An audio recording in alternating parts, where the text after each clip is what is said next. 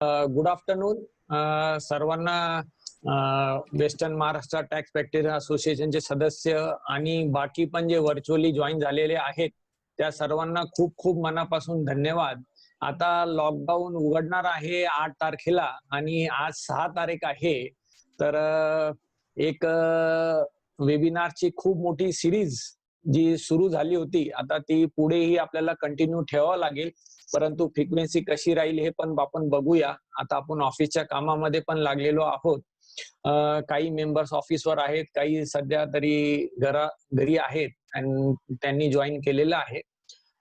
सूर्यवंशी सरांनी जसं सांगितलं की हा टॉपिक जेव्हा मला देण्यात आला तेव्हा मला खूप मोठा प्रश्न पडला होता की how to go ahead, because the topic is very vast आणि त्याच्यामध्ये खूप वेगवेगळ्या प्रकारचे मुद्दे पण आहेत. परंतु एक जी सवय आहे की एक हसत खेळत आणि एक सहजपणे काही विषय मांडावा, त्याचा थोडासा प्रयत्न मी इथे करेल.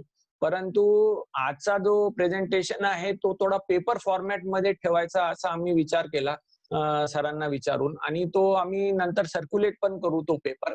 सो please listen and please take care of that paper. फक्त मला एक सांगा की माझी स्क्रीन येत आहे का? कोणी जे हो बोला सर. येतो सर. स्क्रीन येते? Yes sir. एक मिनिट सर, अजून शेअर सर. येस, आता येते सर. वन नोट शेअर करा सर. आता आलंय? हो sir. Okay. So dear all, आजचा जो विषय आहे आपला तो एक detail analysis on works contract on immovable property goods and ITC हा विषय आहे. आणि याला आपण 4 ते 6 असा वेळ दिलेला आहे. तर मी 1 ते 1.5 तासामध्ये हा विषय संपवण्याचा प्रयत्न करेल. आणि आधीच सांगतो की थोडासा भाषेचा माझा प्रॉब्लेम आहे. मराठी तेवढी चांगली नाही, हिंदी पण चांगली नाही. तो मेरी भावनाओं को समझो, मेरी भाषा पे मत जाओ. मी अनेकदा सुरुवातीला हेच सांगतो लेक्चर मध्ये. तर I will carry on with Hindi and as well as for English. ये जो टॉपिक है इसके अंदर बहुत अपने को गहराई से देखना पड़ेगा और इसमें बहुत अलग अलग प्रकार के इसमें सप्लाईज इन्वॉल्व होने वाले हैं. तो मैंने कोशिश की है कि ये एक पूरे पेपर में इसको मैं एक बैठाऊं. तो एक 40 पन्नों का ये मैंने पेपर आप सबके लिए बनाया है. So the topic itself includes composite supply, works contract and input tax credit. आणि याच्या द टेबल ऑफ कंटेंट्स मध्ये या पेपर मध्ये आपण घेणार आहोत brief history of works contract, then important sections of CGST Act related to works contract, then test of classification of works contract of immovable property, then what is the test of composite contract, then what is the test of works contract, then few important Supreme Court judgment relevant for immovable property, then other important sections related to works contract, then schedule entries of works contract which related to exempt works contract, then schedule entry taxable works contract, याही मुद्द्याला आपण हात घालणार आहोत. then important AR and appellate advance ruling यानी AAAR, then special provisions related to value of supply for works contract, input tax credit, supplier and recipient perspective for works contract, then block credit of ITC under works contract, few important judgment related to block credit of ITC, few ARs related to ITC, and at last conclusion and vote of thanks. तर ये अपना पूरा agenda आज रहने वाला है. तो इसके अंदर मैंने कोशिश की है कि हर सेक्शन के लिए एक सिंप्लीफाई वे से आपके सामने सब रखूं. तो ये जो brief history of works contract अगर हम देखते हैं कि वैट एक्ट से हर स्टेट्स के वैट एक्ट के अंदर सेल्स टैक्स था पहले. तो गैनन डंकरले का हाईकोर्ट का जजमेंट आया था कि वर्क्स कॉन्ट्रैक्ट के अंदर डोमिनेंट इंटेंशन जो है ये जो रहता है execution of works contract which is a service and there is no element of sale in the goods, तो इसके वजह से क्या हुआ कि गवर्नमेंट को कॉन्स्टिट्यूशनल अमेंडमेंट करनी पड़ी और आर्टिकल 366(29) ए बी इंसर्ट करना पड़ा, जिसके वजह से स्टेट गवर्नमेंट्स को पावर आया सेल टैक्स या वैट लेवी करने को, transfer of property in goods in execution of works contract. तो पहले वैट में हमको वर्क्स कॉन्ट्रैक्ट के ऊपर वैट लगता था क्योंकि कॉन्स्टिट्यूशनल अमेंडमेंट आ गई। फिर सर्विस टैक्स में क्या था? सर्विस टैक्स में सेक्शन 65B जो है इसके तहत डेफिनेशन आई वर्क्स कॉन्ट्रैक्ट की, और वो वर्क्स कॉन्ट्रैक्ट के डेफिनेशन के अंदर any movable and immovable property और for carrying out any other similar activity or part thereof in relation to such property, ये वर्डिंग आई वर्क्स कॉन्ट्रैक्ट की। और फिर सेक्शन 66E के चलते जो सर्विस पोर्शन है जो वर्क्स कॉन्ट्रैक्ट के अंदर इन्वॉल्व रहता है उसको डिक्लेयर्ड सर्विस का रूप दिया गया, और इसके वजह से जो सर्विस एलिमेंट रहता है उसको वर्क्स कॉन्ट्रैक्ट के अंदर, तो यहां पर सेग्रीगेशन हुआ कि वैल्यू ऑफ गुड्स कैसे अलग हो गए और वैल्यू ऑफ सर्विसेज अलग हो गए, और वर्क्स कॉन्ट्रैक्ट को वैट भी लगना लग गया और सर्विस टैक्स भी लगना लग गया। तो इसके वजह से कई इश्यूज बहुत आते थे। पहले भी हम बहुत बार चर्चा करते थे कि works contract is a worst contract. तो अब जीएसटी में क्या हुआ? अब जीएसटी के अंदर 1 जुलाई 2017 से जो डेफिनेशन आई वर्क्स कॉन्ट्रैक्ट की, उसके अंदर इमूवेबल प्रॉपर्टी को उसको कनेक्ट कर दिया, जो कि पहले वैट और सर्विस टैक्स के अंदर मूवेबल प्रॉपर्टीज भी कवर थी। तो ये एक सबसे बड़ा चेंज आया जीएसटी के अंदर कि वर्क्स कॉन्ट्रैक्ट जो भी रहेंगे ट्रांजैक्शंस वो इमूवेबल प्रॉपर्टी के रिलेटेड अगर है तो ही वर्क्स कॉन्ट्रैक्ट। पहले थे, तो अब मूवेबल का क्या होगा? तो मूवेबल को उन्होंने एक स्वरूप दे दिया कंपोजिट सप्लाई। तो ये आगे जीएसटी में हुआ, पर जैसे ही हमने वैट और सर्विस टैक्स में से बाहर निकले और हम जीएसटी में आए तो स्टार्टिंग ट्रबल शुरू हो गया और बहुत सारे वर्क्स कॉन्ट्रैक्ट के इश्यू आए। इसके अंदर एक केस मैं डिस्कस कर रहा हूँ, यहाँ पर रेफर किया हूँ, मद्रास हाईकोर्ट की केस है Coimbatore corporation contractors welfare association की। ये है GST on works contract executed prior to 1 July 2017। तो यहाँ पर हाईकोर्ट ने क्लियर कट दिया कि the difficulties arising out of increased GST on works contract for government work was deliberated in GST Council meetings of 27th August 2017 and 19 September 2017. Consequently, the GST on works contract for government being reduced to 12%. पहले VAT लगता था, service tax लगता था तो rate कम थे, GST आते ही rate ज्यादा हो गए, 18% आया, तो 18% को गवर्नमेंट कॉन्ट्रैक्ट्स को उन्होंने 12% किया। तो यहाँ पर उनका बोलना था कि पहले हम आईटीसी नहीं देते थे सर्विसेज के केस में गुड्स का, गुड्स के केस में सर्विसेज का।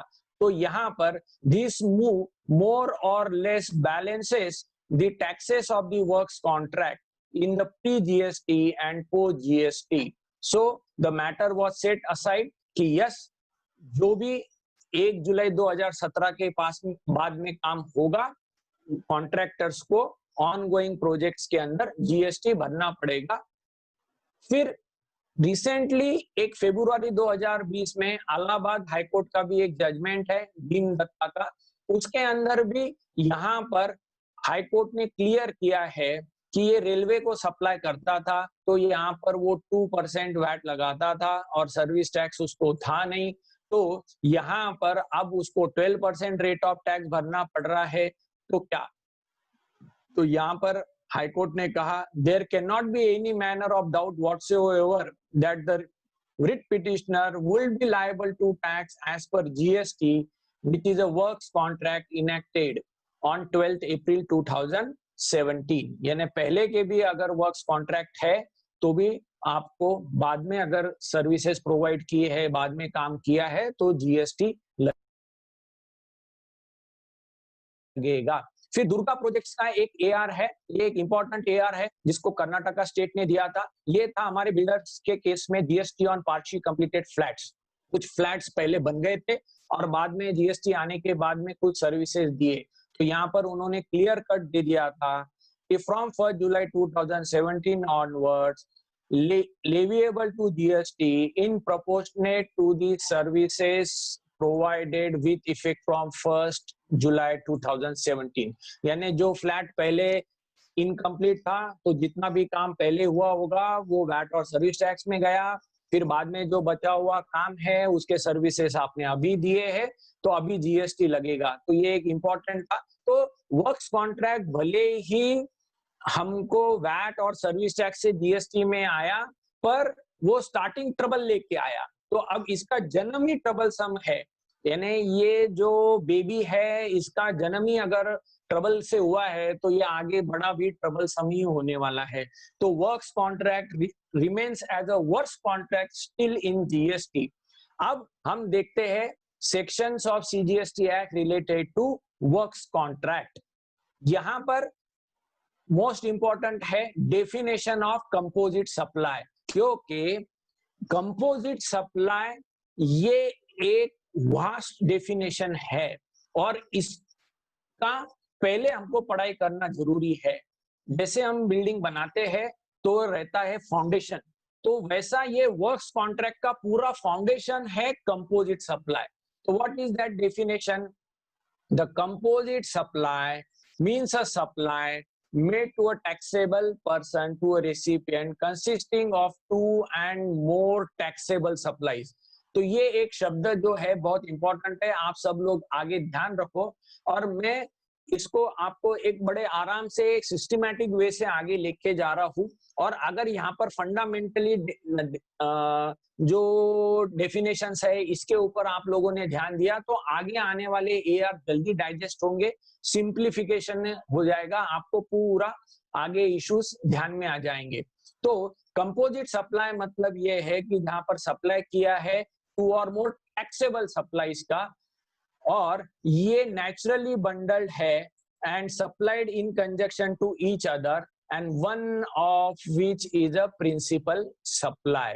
तो ये मोस्ट इंपॉर्टेंट डेफिनेशन है कि जहां पर 2 से ज्यादा टैक्सेबल सप्लाईज का यूसेज हो रहा है, जैसे हमारे कंस्ट्रक्शन कॉन्ट्रैक्ट्स के अंदर सीमेंट, रेती, स्टील, लेबर, पेंटिंग सब यूज हो रहा है और फिर हम उसको कंस्ट्रक्शन करके दे रहे हैं, तो ये कंपोजिट सप्लाई हो गया। तो कंपोजिट सप्लाई ये बहुत इंपॉर्टेंट डेफिनेशन है। तो कोई भी ट्रांजैक्शन ये पहले कंपोजिट सप्लाई में आएगी। फिर हमको ये देखना जरूरी है कंपोजिट सप्लाई के अंदर कि टैक्सेबल सप्लाई वर्ड यूज हुआ है। Taxable supply means leviable to tax. अब what is mean by leviable to tax? Section 9 दिया गया है जहां पर टैक्स लेवी होता है। सेक्शन 9 के अंदर अल्कोहल को बाहर रखा है, पेट्रोलियम प्रोडक्ट्स को बाहर रखा है। फिर नीचे एग्जाम सप्लाई का भी डेफिनेशन है।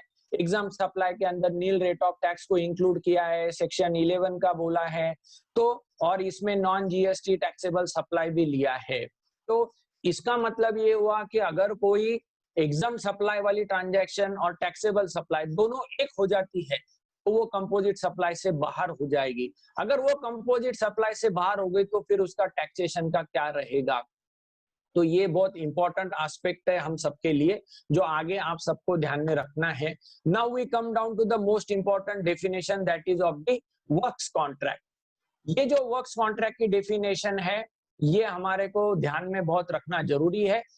Works contract means a contract for building, construction, fabrication, completion, erection, installation, fitting out, improvement, modification, repairs, maintenance, renovation, alteration and commissioning of any immovable property wherein transfer of property in goods is involved।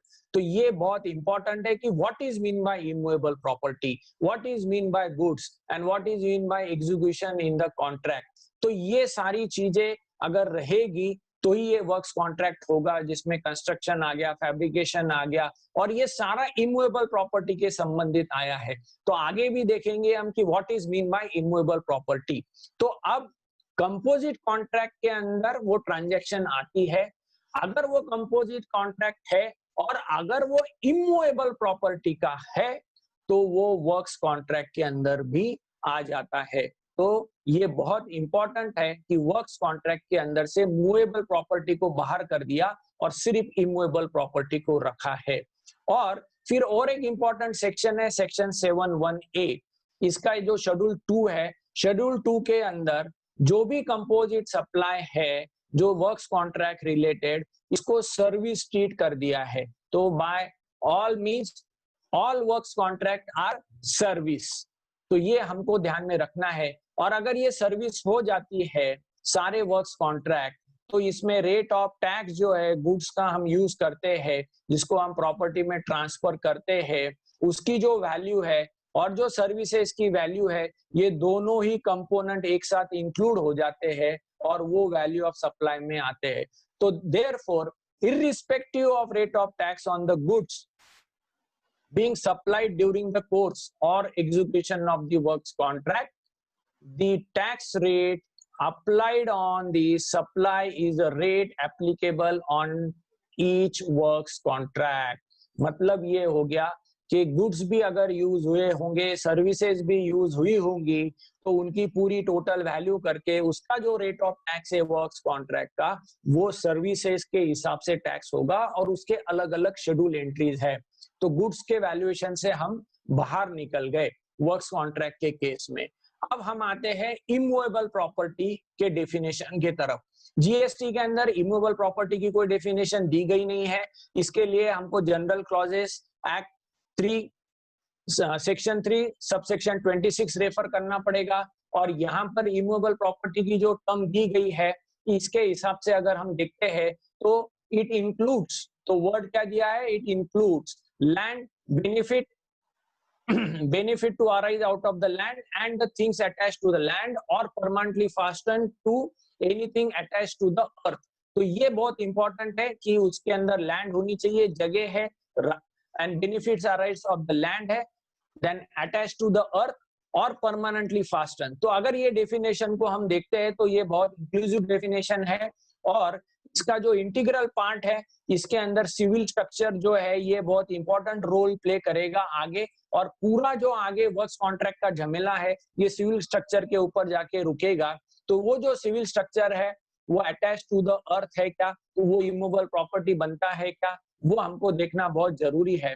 तो GST के जगह हमको ये general clauses के definition में जाना पड़ेगा। और जब हम इसका कैरेक्टरिस्टिक्स इमूवेबल प्रॉपर्टी की स्टडी करते हैं तो हमारे सामने ये ध्यान में आ जाता है कि ये जो भी हम पढ़ रहे हैं इसमें अटैच टू द अर्थ होना चाहिए, वो परमानेंटली फास्टन होना चाहिए, और वो forming part of the land अगर है तो ये बराबर कॉन्ट्रैक्ट जो है ये इमूवेबल प्रॉपर्टी के इसमें आ जाएगा। तो ये 3 character attach to the earth, permanently fasten, ये हमारे लिए बहुत इंपॉर्टेंट रोल आगे प्ले करने वाले हैं। मूवेबल प्रॉपर्टी का कोई डेफिनेशन दिया नहीं है, तो हमारे को यही देखना है कि गुड्स के हिसाब से जो मूवेबल आया है जनरल क्लॉजेस के हिसाब से वही डेफिनेशन हमको देखना है। Movable property shall mean property for every description except immovable property. तो ये थोड़ी हमारी पढ़ाई हो गई सारे डेफिनेशंस की। अब हम इसको एक सिंप्लीफाई वे से चलते हैं कि व्हाट इज द फॉर्मूला जिससे मुझे क्लासिफिकेशन की टेस्ट क्या आएगी वर्क्स कॉन्ट्रैक्ट के केस में। तो यहाँ पर एक बहुत इंपॉर्टेंट बात मैं आपके सामने रख रहा हूँ कि वर्क्स कॉन्ट्रैक्ट अगर इमूवेबल प्रॉपर्टी का है तो वो वर्क्स कॉन्ट्रैक्ट हो गया, और अगर मूवेबल प्रॉपर्टी का होता है तो वो कंपोजिट कॉन्ट्रैक्ट हो गया, एक तो कंपोजिट सप्लाई हो गया। तो वो कैसे फाइंड आउट करना है, तो यहाँ से हमारा लेक्चर अब हम शुरू करते हैं ऑल आवर एनालिसिस। जो हमने पहले देखा तो वो हमने सेक्शन वाइज चले गए। तो what is the first step, what is the first test in the composite supply, यानी कोई भी ट्रांजैक्शन अगर आती है तो सबसे पहले हमको ये देखना है कि वो कंपोजिट सप्लाई है क्या, 2 और मोर टैक्सेबल सर्विसेज इन्वॉल्व है क्या। हाँ है, तो फिर हमको वो ट्रांजैक्शन को टेस्ट करना है कि अब वो वर्क्स कॉन्ट्रैक्ट में आ रही है क्या, यानी वो इमूवेबल प्रॉपर्टी की है क्या। अगर वो आ गई है इसके अंदर तो फिर उसके सर्विसेज का रेट निकालो। अगर वो नहीं आती है यानी वो इमूवेबल प्रॉपर्टी नहीं बन रही है तो क्या होगा? If it fail the test of the works contract then again go to composite supply test. फिर इसका मतलब ये टेस्ट ढूंढो पहले, कंपोजिट सप्लाई है क्या कोई भी ट्रांजैक्शन, फिर बाद में हम उसको जाके वर्क्स कॉन्ट्रैक्ट है क्या वो देखेंगे। अगर वो वर्क्स कॉन्ट्रैक्ट नहीं हुआ तो फिर से इसको कंपोजिट सप्लाई के पास में हम जाएंगे और कंपोजिट सप्लाई के अंदर फिर हमको क्लासिफिकेशन ऑफ रेट टैग देखते वक्त मूवेबल प्रॉपर्टी का देखना पड़ेगा और फिर से हमको यहाँ पर प्रिंसिपल सप्लाई क्या है वो देखना पड़ेगा। तो ये बहुत इंपॉर्टेंट है। अगर कोई भी जो ट्रांजैक्शन है once the contract become works contract, अगर वो वर्क्स कॉन्ट्रैक्ट में आ गया, अगर वो इमूवेबल प्रॉपर्टी का कॉन्ट्रैक्ट हो गया तो फिर उसका place of supply, time of supply, ये सारे प्रिंसिपल जीएसटी में चेंज हो जाते हैं, ये इसके ऊपर चार्ज हो जाते हैं। तो वर्क्स कॉन्ट्रैक्ट के लिए इमूवेबल प्रॉपर्टी होने के कारण प्लेस ऑफ सप्लाई के रूल्स अलग है, टाइम ऑफ सप्लाई के रूल्स अलग है। अगर वो कंपोजिट कॉन्ट्रैक्ट मूवेबल का हो गया तो वो पूरा अलग रहता है। तो ये केस में क्या हो जाता है कि अगर कोई कॉन्ट्रैक्ट अगर वर्क्स कॉन्ट्रैक्ट हो गया तो जो कंपोजिट सप्लाई के जो प्रिंसिपल्स है वो क्या है कि प्रिंसिपल सप्लाई, प्रीडोमिनेंट इंटेंशन, इसका पूरा इंपॉर्टेंस लॉस्ट हो जाता है और फिर करेक्ट क्लासिफिकेशन फाइंड आउट करने के लिए हमको वो वर्क्स कॉन्ट्रैक्ट के शेड्यूल एंट्री ढूंढनी पड़ती है। और अगर हम ये नहीं कर पाए तो ये पूरा जीएसटी का टैक्सेशन का ही चेंज हो जाता है। इसके लिए मैंने जब ये पूरा स्टडी किया तो तब मुझे ध्यान में आया कि मैक्सिमम एडवांस रूलिंग जो अभी हो रही है वो ऐसे ही हो रही है कि ये वर्क्स कॉन्ट्रैक्ट है या कंपोजिट कॉन्ट्रैक्ट है। यानी आप लोगों को अब यहाँ पर ध्यान में आ गया होगा कि कोई भी कॉन्ट्रैक्ट शुरू में ही देखना पड़ेगा कि वो कंपोजिट कॉन्ट्रैक्ट है या फिर आगे वर्क्स कॉन्ट्रैक्ट है। अगर इसमें बाद में जाके चेंज हो गया तो सारा उलटफेर हो जाएगा। अब मैं एक एग्जांपल आपके सामने रख रहा हूं। A builder launches a scheme wherein car is given on the booking of flat with conditions and charges 75 lakhs all inclusive, whether it is a composite contract of the works contract। तो यहाँ पर ये work बहुत important है कि composite contracts of the works contract. अब यहाँ पर क्या एग्जांपल है, कार दिया, किसके साथ दिया? कार फ्लैट के साथ में। तो ये हमको सबसे पहले देखना है कि वो कंपोजिट कॉन्ट्रैक्ट में आ रहा है क्या। अब कंपोजिट कॉन्ट्रैक्ट में आने के लिए क्या इंपॉर्टेंट है? वो टैक्सेबल सर्विसेज चाहिए। चलो ठीक है, ये अंडर कंस्ट्रक्शन फ्लैट है, दोनों टैक्सेबल है, कार भी टैक्सेबल है, फ्लैट भी टैक्सेबल है। और सबसे मेन इंपॉर्टेंट आगे चलेंगे तो नेचुरली बंडल। तो ये नेचुरली बंडल हो रही है क्या ट्रांजैक्शन? नहीं हो रही है। तो नेचुरली बंडल नहीं हो रही है तो ये कंपोजिट सप्लाई से बाहर हो गई। कंपोजिट सप्लाई से जब ये बाहर हो गई तो फिर आगे वर्क्स कॉन्ट्रैक्ट में जा ही नहीं सकती है। तो फिर इसके लिए इसका ट्रांजैक्शन का टैक्सेशन अलग करना पड़ेगा because it will not be a works contract. तो ऐसे हमारे को देखना है कि हर ट्रांजैक्शन को कि वो कैसे आगे हमको टैक्सेबिलिटी निकालनी है। Now I come down to very simple test. आप सबके सामने एकदम सिंप्लीफाई करके यहाँ पर रख रहा हूँ। अ सप्लाई होना चाहिए कंपोजिट सप्लाई के लिए, टैक्सेबल 2% के बीच में होना चाहिए।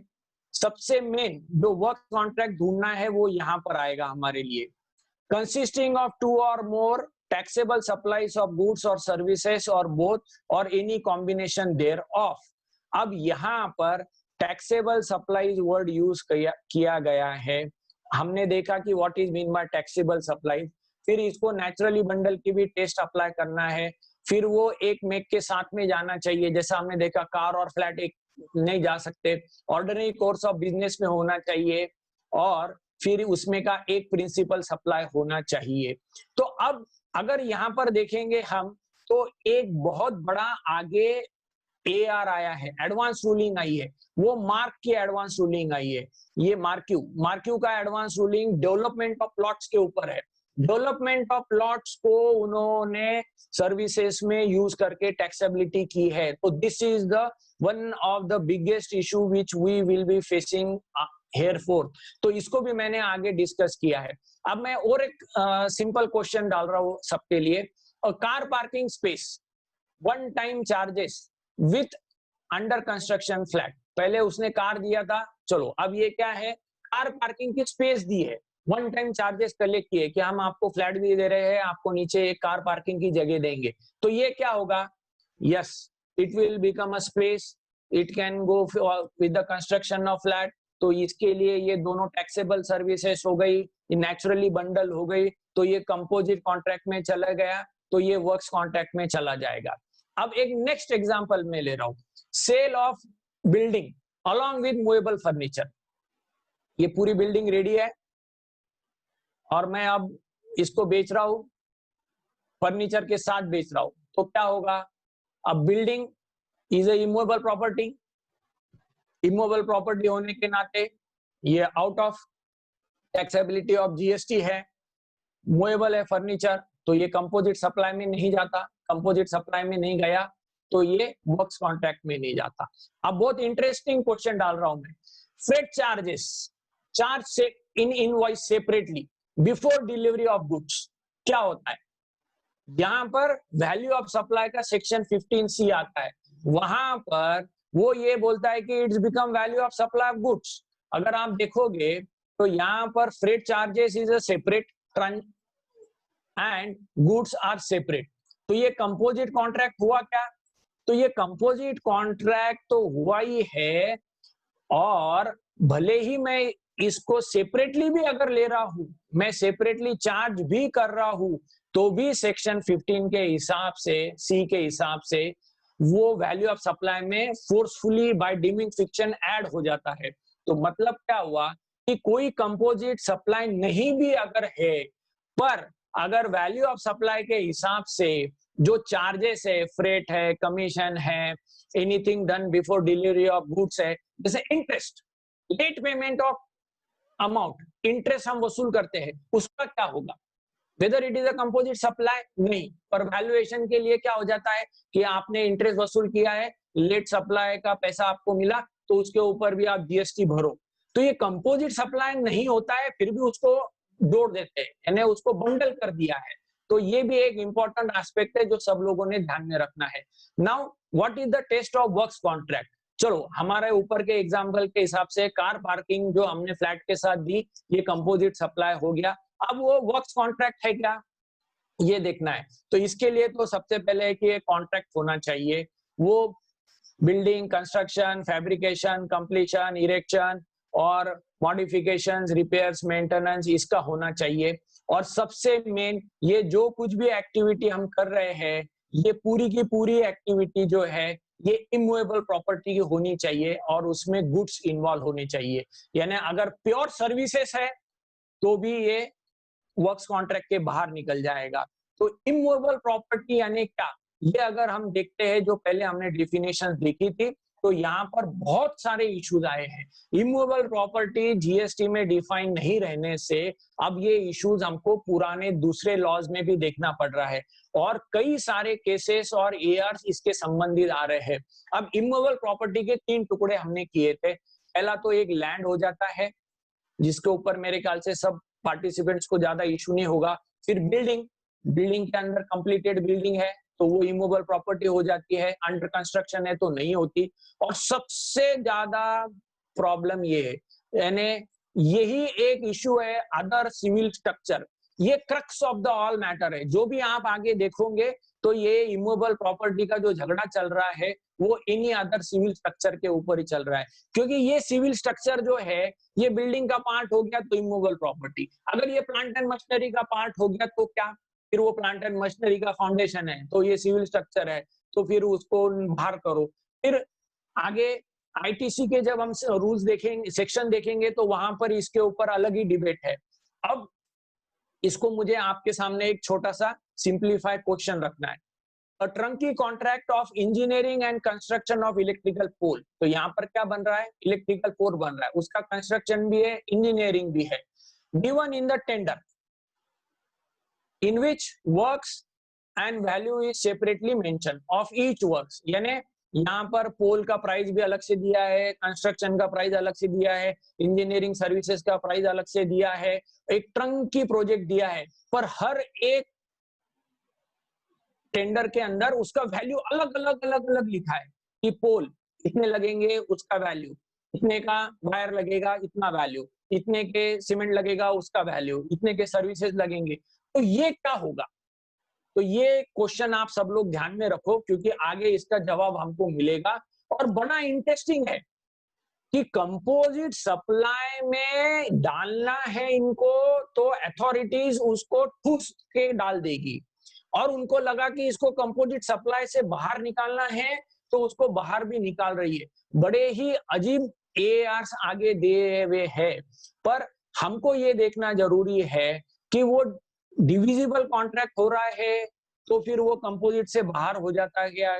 टू टैक्सेबल सर्विसेज दिए पर दोनों की वैल्यू अलग अलग करिए तो वो कंपोजिट से बाहर हो गया क्या? तो ये एक बहुत इंपॉर्टेंट क्वेश्चन है जो मैंने आप सबके सामने रखा है, तो इसको आगे अपने को जवाब देना है और आगे एआरस के अंदर भी इसका जवाब अपने को मिलेगा। Now we come down to the Supreme Court cases, few relevant which are of the immovable property. तो हमने ये देखा कि वर्क्स कॉन्ट्रैक्ट जो है ये इमूवेबल प्रॉपर्टी के संबंधित चाहिए, तो ही वो आगे वर्क्स कॉन्ट्रैक्ट में आता है। तो अब वर्क्स कॉन्ट्रैक्ट के लिए इमूवेबल प्रॉपर्टी के जजमेंट कौन कौन से है? सुप्रीम कोर्ट के कई सारे जजमेंट्स है, उसमें का प्रोमिनेंटली मैंने यहाँ पर उठाया है त्रिवेणी इंजीनियरिंग का। तो यहाँ पर ये दिया है कि कोई भी सिविल स्ट्रक्चर या कोई भी इमूवेबल प्रॉपर्टी अगर देखनी है हमको, प्लांट एंड मशीनरी को अगर हमको इमूवेबल प्रॉपर्टी ट्रीट करना है तो जनरल क्लॉजेस का हमको रेफरेंस देना है। तो यहाँ पर ये दिया है कि the apex court observe that while determining whether article is a permanently fastened to anything attached to the earth, the intention as well as the factum of fastening has to be ascertained from the facts and circumstances of the each case. मुझे ये लगता है कि सब लोगों ने ये judgement को नोट डाउन कर लेना चाहिए कि परमानेंटली फास्टन अगर हम करते हैं कोई चीज तो उसका इंटेंशन क्या है वो देखना चाहिए, तभी वो प्लांट एंड मशीनरी वो इमूवेबल प्रॉपर्टी होगी। वी वर्क का एक एआर हम आगे डिस्कस करने वाले हैं, तब आपको ये प्रिंसिपल ध्यान में आएगा। वहां पर जो फर्नीचर्स थे तो वहां पर पार्टीशंस थे ऑफिस के अंदर, जैसे अपने ऑफिस के अंदर कैबिन्स के पार्टीशंस रहते हैं, वो परमानेंटली फास्टन थे तो उसको इमूवेबल प्रॉपर्टी ट्रीट कर दिया था लोअर अथॉरिटी ने। तो ये उसमें से कैसे बाहर आए कि उसको मूवेबल में कैसा ट्रीट किया, तो उसके लिए ये जजमेंट्स आपको काम आएंगे। फिर आगे सॉलिड एंड करेक्ट इंजीनियरिंग का भी एक सुप्रीम कोर्ट का जजमेंट है जो हम एक रेफर कर सकते हैं। यहाँ पर बहुत अच्छे तरीके से सुप्रीम कोर्ट ने डिस्कस किया है 3 एस्पेक्ट्स के ऊपर, रूटेड इन द अर्थ, फिर बाद में embedded in the earth and attached to the earth, ये इसका मीनिंग क्या है। और यहाँ पर उन्होंने ये दिया है कि जो भी प्रॉपर्टी है वो इमूवेबल प्रॉपर्टी अगर होना है तो उसके लिए क्या क्या कंडीशंस है और किस कारण से वो इमूवेबल प्रॉपर्टी नहीं भी होगी।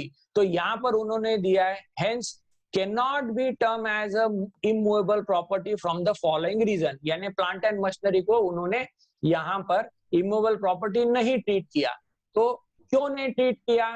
यहाँ पर उन्होंने दिया है कि attach to the earth, then fixing of plants to the foundation, यानी जो फाउंडेशन है उसके अंदर प्लांट एंड मशीनरी फिट की है, तो ये वाइब्रेशन फ्री होने के लिए किया था प्लांट एंड मशीनरी को। और ये जो सेटिंग अप ऑफ प्लांट है ये इंटेंडेड नहीं है कि परमानेंट वही रहेगा, उसको हम मूव भी कर सकते हैं वो प्लांट एंड मशीनरी को। तो इसके वजह से ये प्रॉपर्टी इमूवेबल प्रॉपर्टी नहीं होगी प्लांट एंड मशीनरी। सिर्फ नट एंड बोल्ट फिक्स कर दिया, फाउंडेशन में लगा दिया तो वो मशीन परमानेंटली अटैच हो गई, इसके वजह से वो plant and machinery immovable property हो गई, ऐसा नहीं हो सकता। ऐसे सुप्रीम कोर्ट के जजमेंट्स थे। अब हम चलते हैं other sections of works contract, यानी हमने पहले देख लिया कंपोजिट सप्लाई होना चाहिए, फिर वो वर्क्स कॉन्ट्रैक्ट होना चाहिए, वर्क्स कॉन्ट्रैक्ट के अंदर इमूवेबल प्रॉपर्टी कैसे ढूंढना है ये देख लिया। तो सबसे पहले तो कंपोजिट कॉन्ट्रैक्ट ढूंढो, फिर वो वर्क्स कॉन्ट्रैक्ट है क्या इमूवेबल प्रॉपर्टी का ढूंढो। अब हमको आगे जब टैक्स रेट या क्लासिफिकेशन करने हैं तो उसके कुछ और भी डेफिनेशन दिए हैं, ये मैं ज्यादा यहाँ पर रेफर नहीं करूंगा, आपको पेपर के लिए सिर्फ साथ में दे रहा हूँ। यहाँ पर ओरिजिनल वर्क्स का भी डेफिनेशन है एक्ट के अंदर, एक सिंगल रेसिडेंशियल यूनिट का भी डेफिनेशन दिया है, रेसिडेंशियल कॉम्प्लेक्स का डेफिनेशन दिया है, क्योंकि टैक्स रेट होंगे चेंज और गवर्नमेंट अथॉरिटी का भी डेफिनेशन है, क्योंकि works contract for government authority ये अलग। What is mean by government authority, इसके लिए भी डेफिनेशंस यहाँ दी है। फिर कंस्ट्रक्शन सर्विसेज का डेफिनेशन है और इसको सर्विसेज के अंदर इंक्लूड किया है, ये भी हमने देख लिया। अब हम चलते हैं कि हमारे जो ट्रांजैक्शंस है वो वर्क्स कॉन्ट्रैक्ट के तो है और वो इमूवेबल प्रॉपर्टी के भी है। तो आगे ऐसे कौन कौन से कॉन्ट्रैक्ट्स है जिसके ऊपर एग्जम्पशन है, यानी रेट ऑफ टैक्स नील है, तो वो देखने के लिए हमको चलना पड़ेगा शेड्यूल एंट्रीज के ऊपर। और वेरी इंटरेस्टिंगली जो मैंने पहले आपको बताया कि कंपोजिट कॉन्ट्रैक्ट होना बहुत जरूरी है, फिर कंपोजिट कॉन्ट्रैक्ट के बाद में वो वर्क्स कॉन्ट्रैक्ट होना जरूरी है। तो यहाँ पर ये जो पहला शेड्यूल एंट्री देख रहे हैं हम चैप्टर 99, यहाँ पर वर्ड क्या यूज किया है, composite supply of goods and services. तो ये सिर्फ और सिर्फ कंपोजिट सप्लाई की बात कर रहा है, मतलब यहाँ पर इमूवेबल प्रॉपर्टी का काम नहीं है। तो ये एक ऐसी शेड्यूल एंट्री है, यहाँ पर ये है कि composite supply of goods and services है, जहां पे value of supply of goods constitute not more than 25%, यानी 25% से ज्यादा अगर मेरा गुड्स का वैल्यू नहीं है और वो मैं any activity of panchayat, municipal corporation जो आर्टिकल 234G 234W को देता हूं, तो मुझे नील रेट ऑफ टैक्स है।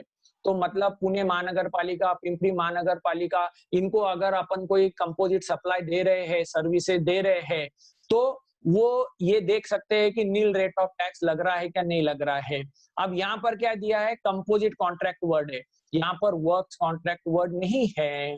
तो अगर इमूवेबल प्रॉपर्टी रिलेटेड सर्विस अगर आ गई तो ये नील रेट का एग्जम्पशन एप्लीकेबल नहीं होगा। फिर रिस्ट्रिक्शन क्या है दूसरा, 25% of value of the goods in the total contract, यानी कंपोजिट कॉन्ट्रैक्ट है, आपको वैल्यू नहीं निकालते आ रही है, फिर भी निकालना पड़ेगा। क्यों निकालना पड़ेगा, अगर ये शेड्यूल एंट्री का अगर ये आपको फायदा लेना है तो you have to find out that की वैल्यू आपकी गुड्स की 25% के नीचे है। अब जैसे सैनिटाइजर अगर यूज हो रहा है कोरोना के चलते, अगर वो साफ सफाई कर रहे हैं पुणे महानगर पालिका, पिंपरी महानगर पालिका, और वो क्लीनिंग सर्विसेज दे रहे हैं गवर्नमेंट हॉस्पिटल्स को, उसमें सैनिटाइजर की अगर भी है, पर वो हेल्थ सर्विसेज के अंदर 234G और 234W में आते हैं, तो इवन गुड्स आर इन्वॉल्व, तो ये यहाँ पर नील रेट ऑफ टैक्स लगेगा उसको। यहाँ पर एक बहुत अच्छा एक रेफरेंस आपको AAAR के अंदर आप देख सकते हो, नरसी मैन कोऑपरेटिव सोसाइटी का, कर्नाटका स्टेट का है। यहाँ पर ये दिया है कि it is not applicable to sub contractor, there is strict interpretation of the exemption. अब अगर हम यहाँ पर आके देखते हैं तो ये composite supply of goods and services है, जहां पर 25% के नीचे गुड्स का वैल्यू चाहिए। यहाँ पर दिया है एनी एक्टिविटी वर्ड दिया है, और इसके अंदर तो कहीं प्रिंसिपल और सब कॉन्ट्रैक्टर का तो जिक्र ही नहीं है। फिर भी AR के अंदर यहाँ पर ये दे दिया है कि आपको ये अगर एग्जम्पशन लेना है तो ये सिर्फ प्रिंसिपल कॉन्ट्रैक्टर ही ले सकता है, सब कॉन्ट्रैक्टर नहीं ले सकता। तो this is a debate which is coming out of from this schedule entry. Now we come down to the next schedule entry. यहाँ पर एक वर्ड दिया है 9954 रीडिंग का, सर्विसेस, और वर्ड है प्योर लेबर सर्विसेज, और इसको दिया है नील रेट ऑफ टैक्स। वो भी किसको दे रहे हैं हम सर्विसेज, ये इंडिविजुअल लेड हाउसिंग है, अर्बन हाउसिंग है, उसके लिए अगर सिविल स्ट्रक्चर बना रहे हैं हम, तो ओरिजिनल वर्क्स का काम कर रहे हैं, तो नील रेट रहेगा। तो ये एक टैक्स प्लानिंग पर्पस के लिए आप ध्यान में रख सकते हो कि प्योर सर्विसेज अगर दी है for construction of civil work, original works, individual housing, जो PMAY के स्कीम के लिए, तो नील रेट ऑफ टैक्स आएगा। पर what is mean by pure labour, pure का कोई वर्ड है नहीं, तो प्योर सर्विसेज मतलब गुड्स थोड़े भी यूज नहीं होना चाहिए, या गुड्स यूज ही नहीं होना चाहिए। थोड़े अगर कंज्यूमेबल आइटम यूज हो गए तो वो प्योर सर्विसेज के बाहर निकल जाएगा क्या। तो ऐसे बहुत सारी चीजें हमको देखना है कि what is mean by pure labour, क्योंकि महानगर पालिका हो गई, गवर्नमेंट हो गए, या वो जो है वो बोलेंगे कि ये प्योर सर्विसेज है, और हम नील रेट ऑफ टैक्स लगाओ। हम बोलेंगे कि ये कंपोजिट सप्लाई है, इसमें गुड्स इन्वॉल्व है, ये पेयर सर्विसेज नहीं है, तो ये यहाँ पर लिटिगेशन आगे आने वाले हैं। और ऑलरेडी न्यूज़पेपर का लिटिगेशन, एडवर्टीजमेंट इन न्यूज़पेपर, वो लिटिगेशन यहाँ पर आया था कि जिसके अंदर मैंने भी ओपिनियन दिया था and we found it in our favour कि हमने तो चार्ज किया था 5% जीएसटी और पूना और पिंपरी महानगर पालिका बोल रही थी कि हमने ऐड दी है तो इट्स सर्विस और आप नील रेट ऑफ टैक्स लगाओ। तो ये लोकमत की केस है। तो इसके अंदर फिर हमको आगे एक हिमाचल प्रदेश का भी जजमेंट एआर मिला कि yes, pure services are not defined and advertisement is on paper and it is by deeming fiction, it is a service, it is not a pure service. Then what is mean by pure service? Pure service मतलब यहाँ पर man power supply, जैसा साफ सफाई का काम किया है, सिर्फ झाड़ू मार के आना है या क्लीनिंग सर्विसेज देना है या सिर्फ लेबर सप्लाई किया, तो वही प्योर सर्विसेज में आते हैं। अब यहाँ पर भी वर्ड आया है प्योर लेबर कॉन्ट्रैक्ट, तो ये भी रेसिडेंशियल यूनिट के लिए है। अगर हम घर बनाते हैं हमारा और हमने किसी कॉन्ट्रैक्टर को काम दिया है तो उसको हम सिर्फ लेबर का ही काम दे और मटेरियल हम खुद खरीदे। मेरा घर बन रहा है खुद का, तो मैं मटेरियल खुद खरीदूं, वो सिर्फ प्योर लेबर देगा, तो इसके लिए टैक्स नहीं लगेगा, नील रेट ऑफ टैक्स लगेगा। तो ये टैक्स प्लानिंग के लिए काम आ सकता है। यानी क्या है कि वर्क्स कॉन्ट्रैक्ट में जाना है कि नहीं जाना है, कंपोजिट सप्लाई क्रिएट करना है कि नहीं करना है, ये पहले ही हमने सोच लेना चाहिए before entering into the contract. Now we come down to the taxable services, जो शेड्यूल एंट्रीज है। इसके अंदर हम अगर जाके देखेंगे तो यहाँ पर एक बहुत इंपॉर्टेंट है 9954 कंस्ट्रक्शन सर्विसेज। तो ये जो भी हम फ्लैट या बिल्डर का जो भी केस हम देखते हैं, तो ये बिल्डर लोग सारे के सारे कंस्ट्रक्शन सर्विसेज में डीमिंग फिक्शन आ गए हैं, जो कि कंप्लीशन सर्टिफिकेट मिलने के पहले का जो भी फ्लैट है वो प्रॉपर्टी के लिए ये रेट लगता है हमारे लिए 18%। अब 1 अप्रैल 2019 के बाद में 1% एंड 5% अफोर्डेबल नॉन अफोर्डेबल वाला है। तो ये हम मान लो कि भाई कमर्शियल वालों के लिए देख रहे हैं, तो ये 18% रहेगा। इसके अंदर बहुत इंपॉर्टेंट है कि यहाँ पर 1/3 वैल्यू ऑफ लैंड का डिडक्शन दिया है नोटिफिकेशन के नीचे। और बहुत इंपॉर्टेंट एस्पेक्ट, यहाँ पर ना तो composite supply of works contract ये वर्ड यूज किया है, हालांकि ये composite supply of works contract है, पर इसको कंस्ट्रक्शन सर्विसेज का सीधा सीधा उन्होंने डीमिंग फिक्शन डाल दिया, फिर उसको सीधा सीधा यहाँ पर 1/3 का लैंड का डिडक्शन दे दिया। तो एक secured place, legally secured place उन्होंने बना ली, इसमें झगड़ा ना हो कि अरे लैंड है तो ये कंपोजिट से बाहर निकल गया और वर्क्स कॉन्ट्रैक्ट के बाहर निकल गया, तो कैसा आप इसको टैक्स लगाएंगे। इसके लिए इसको सर्विसेज ले लिया और 1/3 लैंड का डिडक्शन दे दिया, इफेक्टिव रेट 12% दे दिया। तो ये बहुत इंपॉर्टेंट है कि बिल्डर्स एंड डेवलपर्स के लिए बड़े चालाकी से इसको रीडिजाइन करके कंस्ट्रक्शन सर्विसेज का स्वरूप दे दिया है शेड्यूल एंट्री बनाते होकर।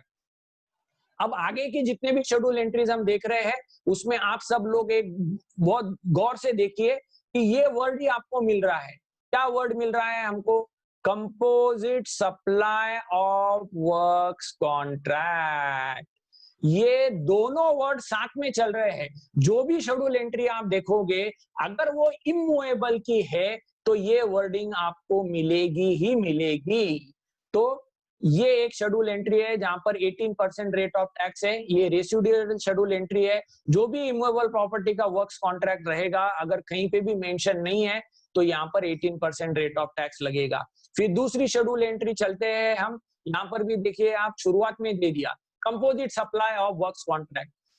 तो परवलीचा शब्द किंवा ज्याला म्हणतात की आता दरवेळेस आपल्याला काय लक्षात ठेवायचं आहे, composite supply of works contract, ये शब्द हर बार ध्यान रखना है। अगर ये है तो ये इमूवेबल प्रॉपर्टी का है, और सिर्फ कंपोजिट सप्लाई वर्ड है तो वो मूवेबल का है। फिर मूवेबल रहने से फिर प्रिंसिपल सप्लाई निकालो, प्रिंसिपल सप्लाई के हिसाब से प्रीडोमिनेंट इंटेंशन देखो और फिर वो हिसाब से टैक्स लगाओ। अगर इमूवेबल प्रॉपर्टी का वर्क्स कॉन्ट्रैक्ट की पढ़ाई कर रहे हैं तो ये शब्दों को अपने को हर बार ध्यान में रखना है कि शेड्यूल एंट्री के शुरुआत में क्या दिया है।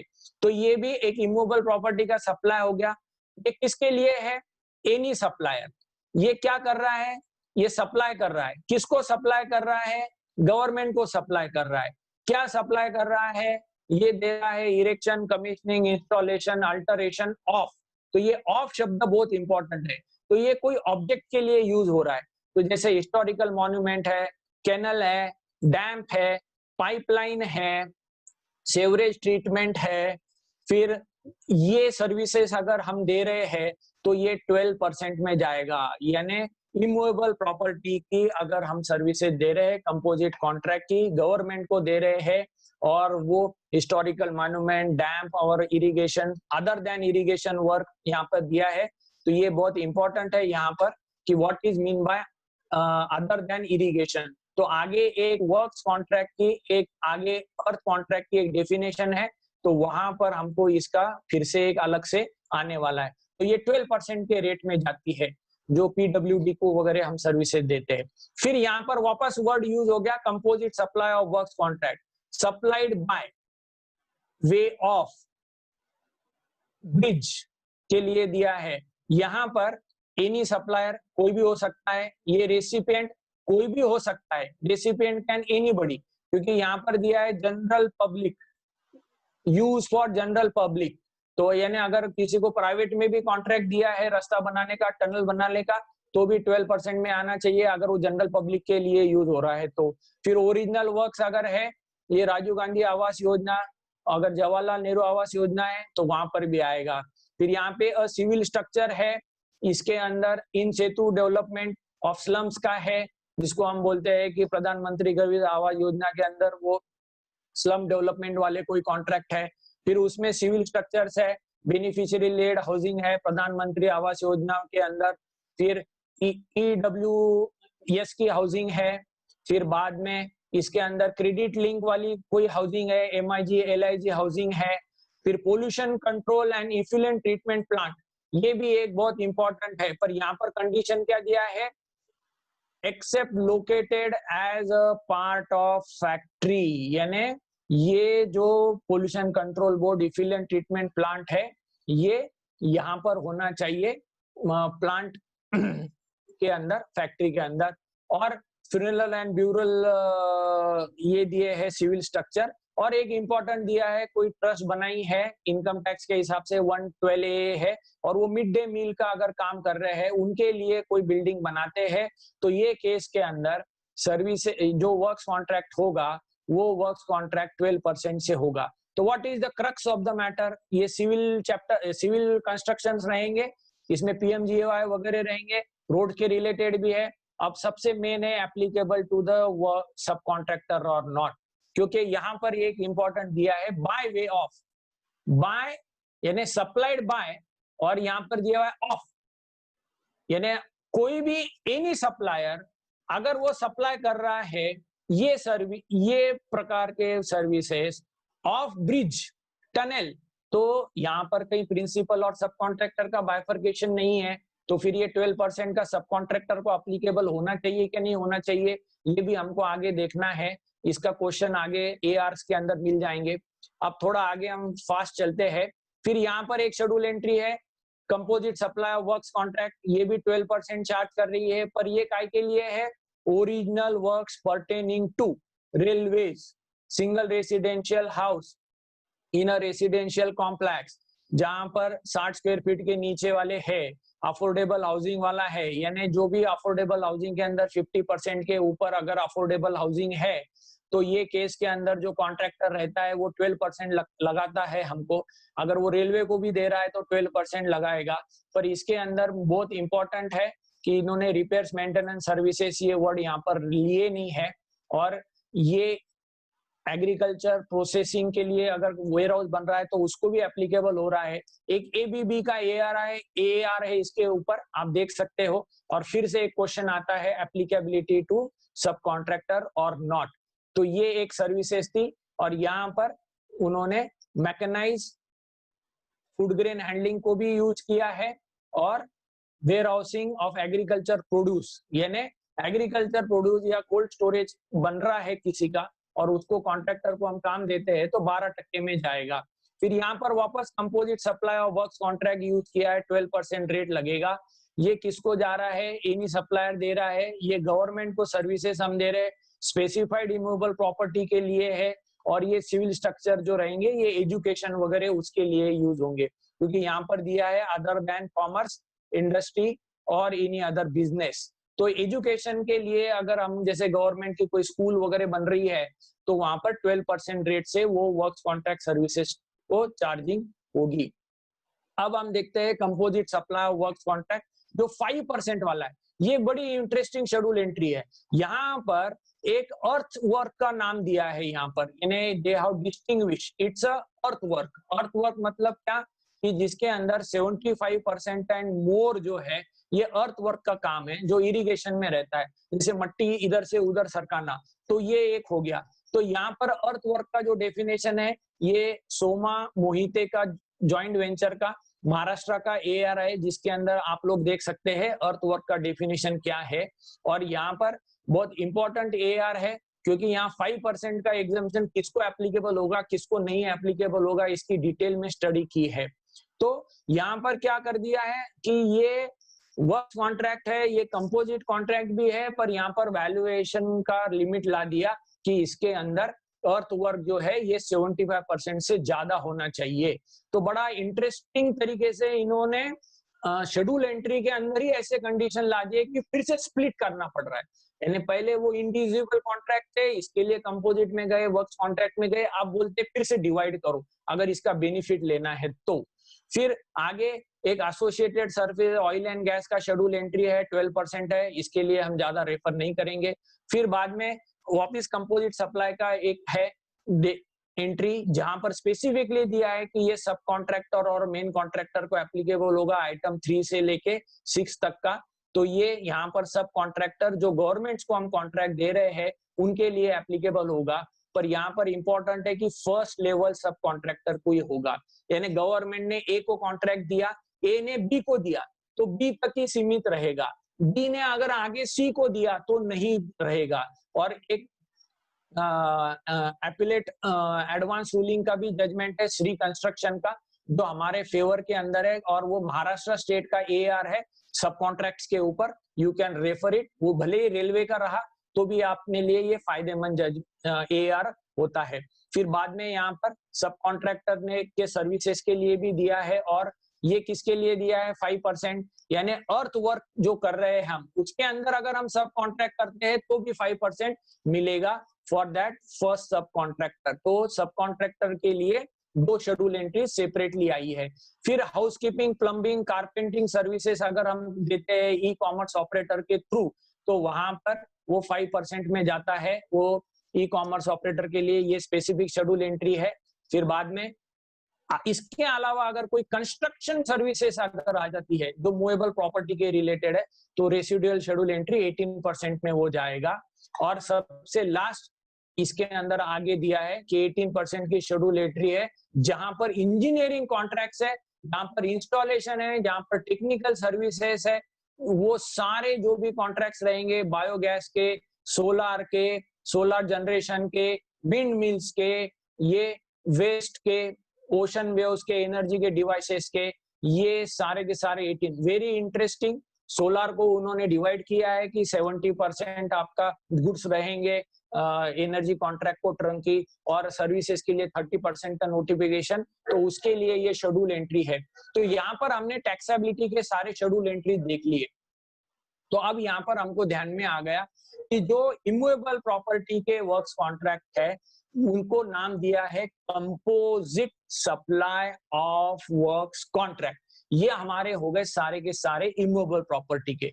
अब वो इमूवेबल प्रॉपर्टी है क्या नहीं और वो कंपोजिट सप्लाई है क्या नहीं, ये 2 मुद्दे बहुत इंपॉर्टेंट है। तो ये दोनों टेस्ट के ऊपर खूब झगड़ा होता है और यहाँ पर कुछ इंपॉर्टेंट एआर्स मैं आपके सामने रख रहा हूँ जो आप सबके लिए एक बेनिफिशियल रहेगा। सो let's go through the first AR. ये एआर है एबीबी इंडिया का जो वेस्ट बंगाल का है।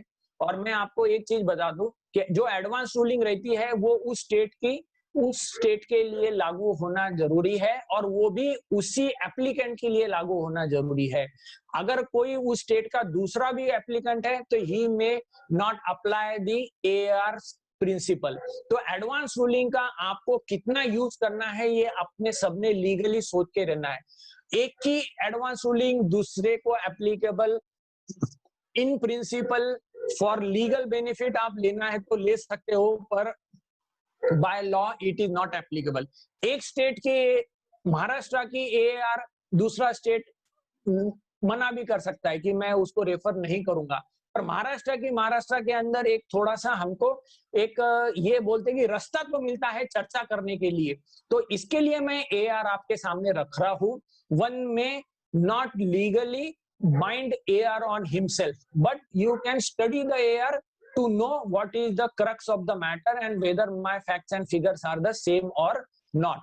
तो यहाँ पर एबीबी इंडिया का एआर हम देख रहे थे, ये टेक्नोलॉजिकल सर्विसेज देते हैं, सिस्टम्स है, इलेक्ट्रिफिकेशन का काम करते हैं। तो इन्होंने बोला कि हम ये रेलवे के लिए काम कर रहे हैं, स्काडा का सिस्टम बनाते हैं और हमारा जो कॉन्ट्रैक्ट है इसके अंदर गुड्स भी है, सर्विसेज भी है और इमूवेबल प्रॉपर्टी है, पर हम टेक्नोलॉजिकल सर्विसेज देते हैं। तो क्या होगा, अब यहाँ पर देखो जो वेस्ट बंगाल का एआर है उन्होंने यहाँ पर दे दिया कि ये कंपोजिट सप्लाई है, ये वर्क कॉन्ट्रैक्ट के अंदर टैक्सेबल होगा और वो शेड्यूल एंट्री के हिसाब से चलेगा। तो भले ही ये टेक्नोलॉजिकल कॉन्ट्रैक्ट था पर उसके अंदर इमूवेबल प्रॉपर्टी का भी कॉन्ट्रैक्ट था, तो इसको कंपोजिट कॉन्ट्रैक्ट के अंदर वर्क कॉन्ट्रैक्ट में डाल के इसको ट्रीट किया है। अब आगे चलते हैं हम, विहान एंटरप्राइजेस का एक एआर है, ये एमपी स्टेट का है, ये बड़ा इंपॉर्टेंट एआर है। ये क्यों इंपॉर्टेंट एआर है, ये ट्रंकी प्रोजेक्ट्स का है। जो मैंने ऊपर आपको एग्जांपल दिया था कि एक ट्रंकी प्रोजेक्ट्स का, उसका जवाब आपको यहाँ मिलेगा। ट्रंकी प्रोजेक्ट है, लाइन बाय लाइन उसके अंदर अलग अलग मल्टीपल इंडिपेंडेंट कॉन्ट्रैक्ट्स मेंशन किए हैं टेंडर के अंदर, और वो टेंडर के अंदर उसके अंदर कुछ नेचर ऑफ वर्क्स कॉन्ट्रैक्ट है, कुछ गुड्स है, कुछ सर्विसेज है। इसके अंदर ये सोलर प्लांट का कॉन्ट्रैक्ट था, और फिर यहाँ पर 70% जो वैल्यू है ये deem to be of goods and 30% value deem to be services, ऐसा होता है जो अमेंडमेंट आया और उसका इफेक्टिव रेट 8.9 आता है उनके हिसाब से। तो यहाँ पर ये पूछा गया कि ये हमको एप्लीकेबल होता है क्या। तो बड़ा इंटरेस्टिंग यहाँ से एक चीज मिलती है कि only where the transfer of property in goods where is involve in the execution of works contract, यानी जहां पर गुड्स वर्क्स कॉन्ट्रैक्ट में इन्वॉल्व है वहीं पे ये कंपोजिट और वर्क्स कॉन्ट्रैक्ट का यूज होना चाहिए। जहां पर मल्टीपल कॉन्ट्रैक्ट्स है, इंडिपेंडेंट कॉन्ट्रैक्ट्स है, जहां पर उसका वैल्यू सेपरेटली बताया है और वो जो नेचर ऑफ वर्क्स है वो सिर्फ उसके रिलेटेड गुड्स सप्लाई करने का लिखा है यहाँ पर ट्रंकी प्रोजेक्ट्स के अंदर। तो यहाँ पर उन्होंने क्या दिया, unless such supply of goods or services is a part and made in the execution of works contract, it will not become part of the works contract। तो यहाँ पर जजमेंट उन्होंने दिया कि जो इक्विपमेंट्स है, मटेरियल्स है, सब स्टेशंस है, ये सारे के सारे सेपरेटली यहाँ पर वैल्यू मेंशन की गई है, तो ये वर्क्स कॉन्ट्रैक्ट के पार्ट नहीं होंगे और उनका वैल्यू वर्क्स कॉन्ट्रैक्ट में नहीं आएगा। भले ही यहाँ पर सिविल वर्क का एक मेंशन किया है, फिर भी आपको इंडिविजुअल कॉन्ट्रैक्ट वाइज जाना पड़ेगा। अगर गुड्स देना है तो गुड्स का रेट, सर्विसेज है तो सर्विसेज का रेट, और अगर जहां पर वर्क कॉन्ट्रैक्ट है तो बस उतना ही। यानी ट्रंकी प्रोजेक्ट्स में अगर डिविजिबल है तो और उसका वैल्यू सेपरेटली है तो वो कंपोजिट कॉन्ट्रैक्ट नहीं, वो इंडिविजुअल कॉन्ट्रैक्ट्स में जाएगा। तो बड़ा ही इंटरेस्टिंग है। हमको ऐसा लगता है कि ट्रंकी प्रोजेक्ट सारे के सारे कंपोजिट में जाएंगे, पर वैसा नहीं होगा। आपको टेंडर डॉक्यूमेंट देना है, कॉन्ट्रैक्ट देखना है और फिर डिसीजन लेना है। बाद में हम चलते हैं, एक वर्टेव एनर्जी का है, महाराष्ट्र स्टेट का एआर है, बड़ा ही अच्छा एआर है ये भी। यहाँ पर यूपीएस सप्लाई किया था इन्होंने, और ये यूपीएस के लिए प्लेटफॉर्म वगैरह बना के, सिविल स्ट्रक्चर बना के इसको परमानेंट फिक्स कर रहे थे। तो ये यूपीएस इमूवेबल प्रॉपर्टी होगी क्या, ये यहाँ पर एडवांस रूलिंग के अंदर आया। और सबसे मेन पहले कि ये वर्क्स कॉन्ट्रैक्ट भी होगा क्या, ये भी यहाँ पर पूछा गया। यानी what is our question, whether every contract where civil works, यानी जहां पे भी सिविल वर्क्स आ रहा है, सीमेंट, रेती, खड़ी, डबर आ रहा है, वो वर्क्स कॉन्ट्रैक्ट हो जाता है क्या।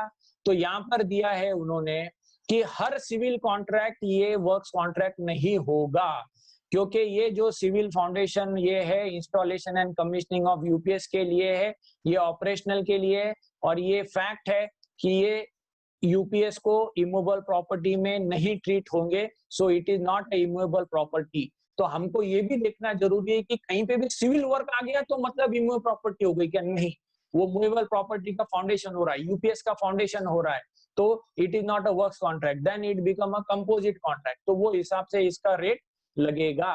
तो if it is not a works contract then whether it is a composite contract. तो फिर यहाँ पर उन्होंने दिया है कि वो कंपोजिट कॉन्ट्रैक्ट होगा क्या, और नीचे उन्होंने प्रॉपर एक्सप्लेनेशन के दिया है। Hence the principal supply is of UPS and it's a composite contract, और पूरे इसके ऊपर 12% लगेगा। मतलब क्या हुआ, मूवेबल प्रॉपर्टी है तो वर्क्स कॉन्ट्रैक्ट, मूवेबल प्रॉपर्टी आ गई तो कंपोजिट कॉन्ट्रैक्ट, तो कंपोजिट कॉन्ट्रैक्ट में प्रिंसिपल सप्लाई इज यूपीएस, तो वो हिसाब से यहाँ पे 18% का रेट आ गया। फिर एक कल्याण टोल का भी, एक एमपी स्टेट का भी यहाँ पर एआर है, इसके लिए एआर दिया। उन्होंने भी टेंडर लिया है, कंसोलिडेटेड कॉन्ट्रैक्ट है जिसके अंदर उनकी वैल्यू लिखी है, ईच आइटम को सेपरेटली लिखा है, वहां पर सिविल वर्क करना है वो भी सेपरेटली लिखा है। तो ये एक उन्होंने कंसोलिडेटेड टेंडर लिया। अब हमने ऊपर एक कॉन्ट्रैक्ट देखा था, ट्रंकी कॉन्ट्रैक्ट, की जहां पर ये जो एआर देखा था कि ये एमपी का ही एआर है, विहान एंटरप्राइजेस का, कि यहाँ पर अगर मल्टीपल है, अलग अलग से लिखा है, तो वो कंपोजिट कॉन्ट्रैक्ट नहीं होंगे। और वही स्टेट का अब ये कल्याण टोल का जब हम देखते हैं तो यहाँ पर ये दिया है कि the tender document in question is not a consolidated contract and each supply under the said contract shall be charged to individual tax wise depending upon the classification, though it was clearly mentioned that there is a immovable property। तो ये एक बहुत important है हमारे लिए कि जहां पर कॉन्ट्रैक्ट अगर टुकड़ों टुकड़ों में आ रहा है, डिविजिबल है, वैल्यू अलग से है, तो कंपोजिट से बाहर निकाला है एआर के अंदर और हर एक को इंडिविजुअल चार्ज किया है। फिर एक विक्रम साराभाई का केरला स्टेट का भी एआर है, यहाँ पर इन्होंने दिया है कि ये जो टनल बन रहा है विंड का टनल, ये वर्क्स कॉन्ट्रैक्ट में आता है क्या? तो ये उसका जो drawing, designing, commissioning wind tunnel है, ये यहाँ पर उन्होंने दिया है कि predominantly use other than for commerce है, और इसका 12% में जाएगा और ये वर्क्स कॉन्ट्रैक्ट में आएगा। तो ये भी एक इम्पोर्टेंट है कि what is mean by the other than commerce and industry. जो हमने देखा कि एजुकेशनल स्कूल अगर बना रहे गवर्नमेंट के लिए तो उसका 12% का रेट मिलेगा। तो अदर देन कॉमर्स, इंडस्ट्री और बिजनेस एंड प्रोफेशन है, गवर्नमेंट को दे रहे हैं, जैसा विंड टनल बना के, तो 12% में जा रहा है। फिर एक यहाँ पर एनआर एनर्जी का भी महाराष्ट्र स्टेट का एआर है, वो बहुत इसका एआर है कि जो रिले एंड प्रोटेक्शन पैनल जो दे रहे हैं साइट के ऊपर हम अलग अलग लगा रहे हैं, तो ये क्या होगा, ये 18% का वर्क्स कॉन्ट्रैक्ट में जाएगा तक क्या जाएगा। तो यहाँ पर एक बहुत इंपॉर्टेंट एआर बनाते वक्त उन्होंने ये किया कि पूरे कॉन्ट्रैक्ट स्प्लिट किया कि कितना वैल्यू ऑफ गुड्स है और कितना वैल्यू ऑफ सप्लाई है। तो 97% was goods and 2.5% was the services, जो कि सिविल सर्विसेज थी। तो यहाँ पर उन्होंने दिया कि ये बहुत निग्लिजिबल सिविल सर्विसेज है, तो ये जो भी है ये सप्लाई ऑफ गुड्स ट्रीट होगा और वो हिसाब से लगेगा, this will not be a composite supply. तो ये भी अपने को देखना जरूरी है एक एआर। फिर आईफेल हिल्स का भी एक यहाँ पर महाराष्ट्र स्टेट का एआर है, ये प्लम्बिंग सर्विसेज का हाउसिंग इंफ्रा स्कीम का था, जिसके अंदर ये कंपोजिट सप्लाई माना गया। जो इलेक्ट्रिकल कॉन्ट्रैक्ट है या प्लम्बिंग का भी जो भी कॉन्ट्रैक्ट है, पर ये बिल्डिंग का है, तो ये बिल्डिंग का electrical and plumbing contract is a composite contract. फिर एक योगीराज पावर टेक का महाराष्ट्र स्टेट का ही एआर है, जहां पर ये नागपुर मेट्रो रेल के ईपीसी का कॉन्ट्रैक्ट है, यानी इंजीनियरिंग, प्रोक्योरमेंट एंड कंस्ट्रक्शन। तो इसको ये कॉन्ट्रैक्ट को क्या होगा, तो यहाँ पर इन्होंने दिया it's a works contract, composite contract. तो इमूवेबल प्रॉपर्टी यहाँ पर उसके रिलेटेड काम है, तो इट्स अ कंपोजिट कॉन्ट्रैक्ट। फिर एक ये precision auto and robotics India का महाराष्ट्र का है, बड़ा ही इंपॉर्टेंट एआर है यहाँ पर कार पार्किंग सिस्टम सप्लाई करी है बिल्डिंग के लिए, यानी जो हम देखते हैं पूना बॉम्बे के अंदर कार के पार्क करने के लिए अंदर मल्टी फ्लोरिड पार्किंग सिस्टम रहती है। तो वो कॉन्ट्रैक्ट क्या होगा, तो यहाँ पर उन्होंने टेस्ट यूज करी है कि what is works contract and what is composite contract. तो यहाँ पर उन्होंने यहाँ दिया है कि ये इमूवेबल प्रॉपर्टी का पार्ट हो रहा है कार पार्किंग सिस्टम, तो ये क्वालिफाई हो जाता है वर्क्स कॉन्ट्रैक्ट के लिए, तो कंपोजिट कॉन्ट्रैक्ट हो जाता है और वो हिसाब से इसका टैक्स लगेगा। और जब ये वर्क्स कॉन्ट्रैक्ट हो जाता है तो फिर हमने यहाँ पर कंपोजिट कॉन्ट्रैक्ट के लिए प्रिंसिपल एलिमेंट क्या है वो हमको देखना नहीं है, और हमको सीधा सीधा वर्क्स कॉन्ट्रैक्ट के हिसाब से उसका टैक्स निकालना है। तो ये एक इंपॉर्टेंट एस्पेक्ट है कि कंपोजिट कॉन्ट्रैक्ट अगर है और अगर वो वर्क्स कॉन्ट्रैक्ट बन गया तो फिर अब ये कार पार्किंग सिस्टम्स को वर्क कॉन्ट्रैक्ट ट्रीट करो और फिर उसको शेड्यूल एंट्री जो है सर्विसेज का देखो, ना कि ये पार्किंग सिस्टम का क्या रेट है टैक्स का। ये बहुत इंपॉर्टेंट एआर है। फिर हम एक ईएमसी का, वेस्ट बंगाल का भी एआर है, उसके अंदर अगर हम देखते हैं तो ये एक इंटरेस्टिंग एआर है। ये क्या एआर है कि फ्रेट चार्जेस जो है वो ट्रांसपोर्टेशन का वो उन्होंने सेपरेटली चार्ज किया। यहाँ पर इरेक्शन ऑफ टावर का था और ट्रांसमिशन लाइन का था। तो यहाँ पर क्या बोला उन्होंने, क्या हेल्ड किया कि freight and transportation is merely a component and not a separate and independent identity. So it become part of the composite supply and entire value 8% से लगाना, 18% से लगाना है। तो इन्होंने क्या किया था कि पूरे के पूरे बाकी कॉन्ट्रैक्ट के लिए 18% लगाया और फ्रेट के लिए कि ये सेपरेट कॉन्ट्रैक्ट है उसके लिए उन्होंने 5% लगाया। तो यहाँ पर आया कि नहीं, फ्रेट ये इंडिपेंडेंट कॉन्ट्रैक्ट नहीं हो सकता, उसकी आइडेंटिटी अलग से नहीं आ सकती, इसके लिए वो कंपोजिट सप्लाई का पार्ट हो गया, जो हमने सेक्शन 15 ऊपर देखा था वो यहाँ पर आ जाता है।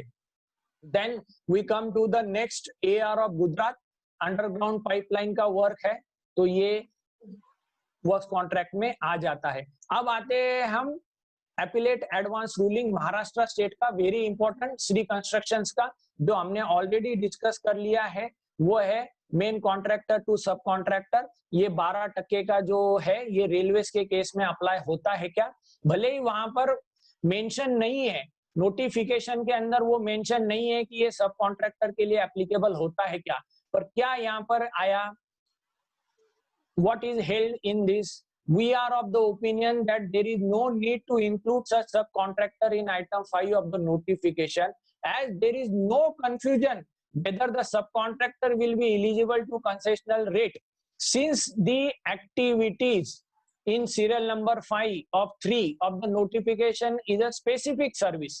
ये बहुत important है। The service provider and the service recipient are immaterial for determination of beneficiary of concessional rate of GST. That is, if the works contract service provided by the main contractor or subcontractor, यानी चाहे main contractor दो या सब contractor दो, और अगर वो railways को दे रहे हैं, pertaining to railways है, तो concessional 12% आएगा, and GST is allowed to the person who carries out the works contract pertaining to railways। तो ये एक बहुत इंपॉर्टेंट है हमारे लिए, क्योंकि ये एक फेवरेबल हो जाता है कि अगर नोटिफिकेशन में वर्क्स कॉन्ट्रैक्ट का नहीं भी है, पर पर्टेनिंग टू रेलवेज यानी टू दी रेलवेज, यहाँ पर टू एंड ऑफ वर्ड यानी शेड्यूल एंट्री के अंदर टू रेलवेज लिखा है, तो रेलवे को अगर हम सर्विस दे रहे हैं, चाहे फिर वो कोई भी दो, मेन कॉन्ट्रैक्टर दो या सब कॉन्ट्रैक्टर दो, वो उसका मिलेगा ही मिलेगा। तो ये एक इंपॉर्टेंट एआर है, सब लोग नोट करें। अब मैं आखिरी में आ रहा हूँ क्लासिफिकेशन के अंदर और एक सबसे बड़ा बवाल लेके आ रहा हूँ, और ये मेरे ख्याल से सब लोगों के लिए बहुत आगे अलार्मिंग होने वाला है, मार्क्यू स्पेसेस प्राइवेट लिमिटेड का एआर। ये एआर है कि the issue here is that the development and sale of plots land by the applicant whether GST chargeable और नॉट। यहाँ पर दिया है कि जो लैंड है वो यहाँ पर schedule entry 5 and schedule 3 of entry 5 के हिसाब say that land is not an taxable, hence it is not treated as a supply in this contention कि जो ये प्लॉट्स डेवलप कर रहे हैं, जो भी डेवलपमेंट एग्रीमेंट हो रहा है, लैंडलॉर्ड को जो भी हम दे रहे हैं for the sale of land, ये क्या होगा?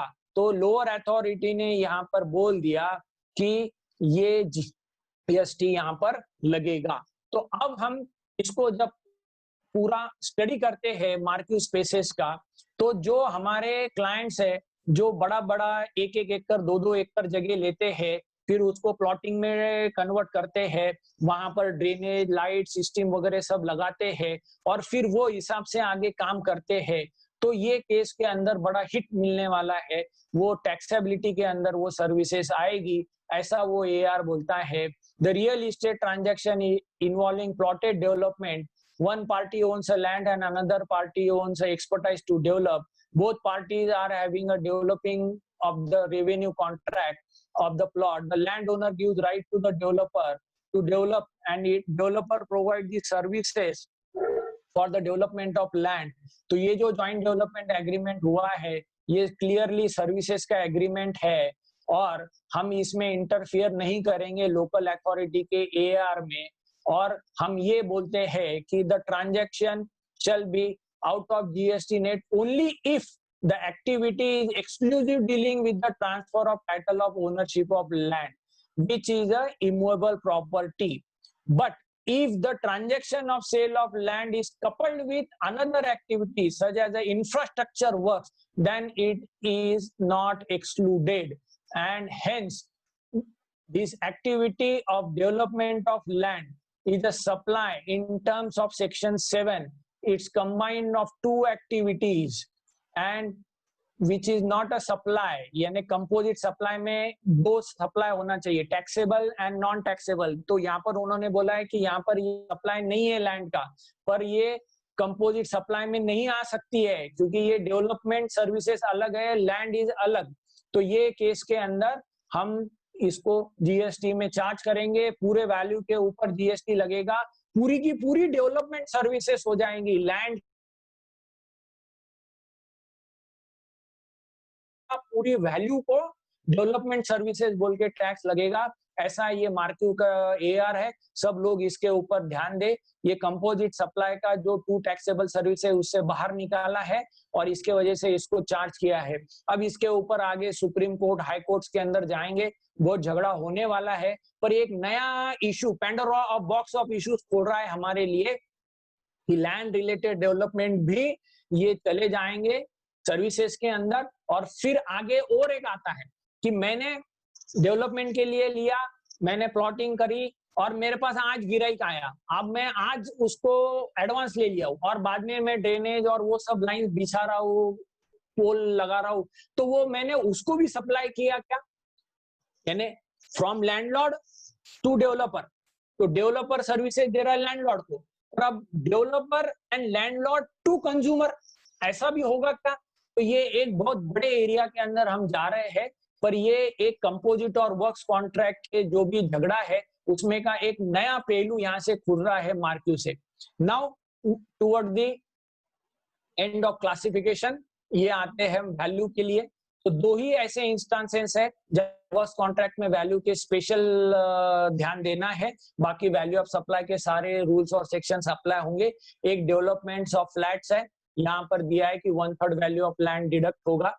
फिर बाद में सोलार के अंदर दिया है कि 70% जो है ये आपके सप्लाईज ऑफ गुड्स होंगे और 30% जो है ये सर्विसेज होंगी। तो वैल्यूएशन के अंदर बाकी रूल्स वैसे ही है, सिर्फ ये दो केसेस में आपको वैल्यूएशन ध्यान में रखना है। तो यहाँ पर अपना क्लासिफिकेशन और टैक्सेशन खत्म हुआ। अब एक 10-15 मिनट के अंदर इनपुट टैक्स ये ले लेते हैं, बड़ा ही इंपॉर्टेंट है ये वर्क्स कॉन्ट्रैक्ट के related. So let's go by this input tax credit. मेरी आवाज वगैरह आ रही है ना सबको? Yes, sir. Yes, sir. Hello? You're properly audible, sir. No I issue. Am audible? Yes, sir. Yes, yes. You're audible, sir. Okay okay okay, Yes, sir. Yes, sir. जागते Yes, sir. रहो जागते रहो, Yes, sir. Yes, ये sir. बोलना बहुत जरूरी है, यहाँ से समझ में नहीं आता है। तो now we are on the second part, that is of the input tax service. अब ये इनपुट टैक्स का क्रेडिट का है। अब ये इनपुट टैक्स क्रेडिट में एक सप्लायर पर्सपेक्टिव क्या है और एक रेसिपिएंट पर्सपेक्टिव क्या है वर्क्स कॉन्ट्रैक्ट के, ये एंगल से हम स्टडी करते हैं। तो थोड़ा गौर से देखो सब लोग ये टेबल के पास में। अब ये पहला ट्रांजैक्शन देखो, यहाँ पर है सप्लायर पर्सपेक्टिव, यानी सप्लायर क्या दे रहा है, इमूवेबल प्रॉपर्टी का काम कर रहा है। ये टैक्सेबल है क्या उसके लिए, सप्लायर के लिए? हाँ, ये वर्क्स कॉन्ट्रैक्ट में टैक्सेबल है। उसको आईटीसी मिलेगा क्या? उसको जरूर मिलेगा अगर वो टैक्सेबल में है, और अगर एग्जाम सर्विसेज है तो नहीं मिलेगा। तो यहाँ पर मेरे ख्याल से कोई प्रॉब्लम नहीं। पर सेम सर्विस रेसिपिएंट के पास में आ जाती है, और रेसिपिएंट इसको अगर इमूवेबल प्रॉपर्टी ट्रीट करता है, वो अगर अपने बुक्स में कैपिटलाइज करता है बिल्डिंग में, तो रेसिपिएंट को आईटीसी नहीं मिलेगा। मतलब क्या हुआ कि मैं किसी के लिए फैक्ट्री बनाने का काम कर रहा हूं, तो मेरे लिए तो ये इमूवेबल प्रॉपर्टी है, ओके। मेरे लिए वर्क्स कॉन्ट्रैक्ट है सप्लायर के लिए, ओके। मुझे आईटीसी मिलेगा क्या? यस। पर जो रेसिपिएंट है उसके लिए मैं फैक्ट्री बिल्डिंग बना रहा हूँ, वो उसके लिए इमूवेबल प्रॉपर्टी बन रही है, वो कैपिटलाइज कर रहा है, तो नो आईटीसी। पर अब आगे चलते हैं, नेक्स्ट ट्रांजैक्शन इमूवेबल प्रॉपर्टी का ही है, वर्क्स कॉन्ट्रैक्ट का ही है सप्लायर के लिए, उसके लिए आईटीसी टैक्सेबल है तो मिलेगा। पर ये रेसिपिएंट जो है उसके लिए ये मूवेबल प्रॉपर्टी हो रही है, ये प्लांट एंड मशीनरी हो रही है, क्योंकि प्लांट एंड मशीनरी का फाउंडेशन जो है ये मूवेबल प्रॉपर्टी बन जाएगा, वो इमूवेबल प्रॉपर्टी नहीं रहेगा, ऐसे जजमेंट्स भी है, तो मुझे आईटीसी मिलेगा। भले ही वो वर्क्स कॉन्ट्रैक्ट है सप्लायर के लिए इमूवेबल प्रॉपर्टी का, पर मेरे लिए वो मूवेबल प्रॉपर्टी बन रही है, तो मुझे वो एज अ रेसिपिएंट आईटीसी मिलेगा। Now we come down to the next transaction, immovable property का ट्रांजैक्शन है, और ये इमूवेबल प्रॉपर्टी मेरे लिए पर से है, पर I am putting it on revenue, I am not capitalising, it's a repairs to building, तो मुझे आईटीसी मिलेगा, क्योंकि ब्लॉक क्रेडिट के अंदर रिपेयर्स टू बिल्डिंग का आईटीसी मिलता है, कैपिटलाइज किया आपने तो नहीं मिलता। तो यहां पर ये तीनों इमूवेबल प्रॉपर्टीज है, पर यहां पर अगर कैपिटलाइज किया तो नो आईटीसी, कैपिटलाइज किया पर प्लांट एंड मशीनरी है तो आईटीसी, रिपेयर्स को डाला तो यस आईटीसी। अब मैं चलता हूं नेक्स्ट, कंपोजिट सप्लाई। किसके लिए कंपोजिट सप्लाई है? सप्लायर के लिए, वो मूवेबल प्रॉपर्टी दे रहा है, पर मेरे लिए इमूवेबल प्रॉपर्टी हो रही है एज अ रेसिपिएंट, मैं उसको बिल्डिंग में डाल रहा हूं। एग्जाम्पल क्या है, मैंने अलग से सीमेंट लिया और सीमेंट के ऊपर फ्रेट लग के आया, तो ये मेरे लिए कंपोजिट सप्लाई हो गया। किसके लिए कंपोजिट सप्लाई हो गया? ये सामने वाले के लिए, दुकानदार के लिए, जिसने सीमेंट दिया है, तो उसने सीमेंट और फ्रेट का दोनों मिलके मेरे को लगा दिया बिल, पर मेरे लिए ये बिल्डिंग में कैपिटलाइज कर रहा हूं, तो नो आईटीसी। फिर मूवेबल प्रॉपर्टी है, वो सप्लायर के लिए कंपोजिट कॉन्ट्रैक्ट है, मेरे लिए भी मूवेबल प्रॉपर्टी बन रही है, मैंने उसको प्लांट एंड मशीनरी के अंदर कैपिटलाइज किया हूं। What is the example? कि मेरी जो मशीन आ रही है उसका मैंने इंस्टॉलेशन चार्जेस के साथ में लिया, फ्रेट के साथ लिया, तो मैंने मशीन के अंदर एक साथ कैपिटलाइज किया, तो मेरे को उसका आईटीसी मिलेगा। अब आते हैं छठा प्रपोजल, ये है मूवेबल प्रॉपर्टी, ये मेरा कंपोजिट कॉन्ट्रैक्ट है एज अ सप्लायर, तो मुझे तो मिलेगा, टैक्सेबल है तो आईटीसी। अब यहाँ पर ये इमूवेबल प्रॉपर्टी बन रही है पर से, क्योंकि ये रिपेयर्स टू बिल्डिंग है, फिर भी मुझे आईटीसी मिलेगा।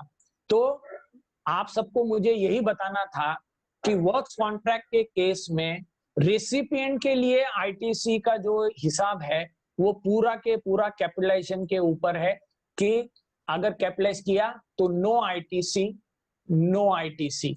अगर उसने कैपिटलाइज नहीं किया बिल्डिंग के लिए तो उसको yes ITC. Now we come down to the sections. तो अब ये ब्लॉक क्रेडिट के कुछ सेक्शंस है। जो मोस्ट इंपॉर्टेंट सेक्शन है 17.5.2। यहाँ पर क्या है कि वर्क्स कॉन्ट्रैक्ट के सर्विसेज ले रहा हूं मैं, और मैं उसको इमूवेबल प्रॉपर्टी ट्रीट कर रहा हूं other than plant and machinery. अगर मैं इसका आगे बिजनेस करता हूं तो मुझे ये ब्लॉक नहीं होगा, नहीं तो मुझे आईटीसी नहीं मिलेगा। क्यों नहीं मिलेगा? क्योंकि मैं सीमेंट, रेती वगैरह लेके मैं खुद ही फैक्ट्री बना रहा हूँ, मटेरियल मैं ले रहा हूँ, सर्विसेज अलग से ले रहा हूँ, तो ये मेरे लिए नहीं बनेगा। फिर मैं कंस्ट्रक्शन कर रहा हूँ इमूवेबल प्रॉपर्टी का other than plant and machinery on his own, sorry ये ओन वाला आया, ये मैंने कॉन्ट्रैक्टर से पूरा ही बिल्डिंग बना के ले रहा हूँ, यानी ऊपर वाला जो है ये मैं पूरी की पूरी स्क्वायर फीट के रेट से बिल्डिंग बना के ले रहा हूँ तो भी नहीं मिलेगा, अलग अलग से सीमेंट रेती भी लूंगा, स्टील भी लूंगा तो नहीं मिलेगा ऑन इज ओन। तो ये 17C, सी यानी कॉन्ट्रैक्टर, डी यानी मैं खुद कर रहा हूं, तो 17(5)(c) के अंदर भी ब्लॉक कर दिया क्रेडिट, 17(5)(d) में भी मेरे को ब्लॉक कर दिया क्रेडिट। पर नीचे एक बहुत इंपॉर्टेंट एक्सप्लेनेशन दिया है, एक्सप्लेनेशन दिया है कि what is mean by construction, और यहां पर उन्होंने दे दिया है except to the extent of capitalisation of the said property, वही कंस्ट्रक्शन में आएगा।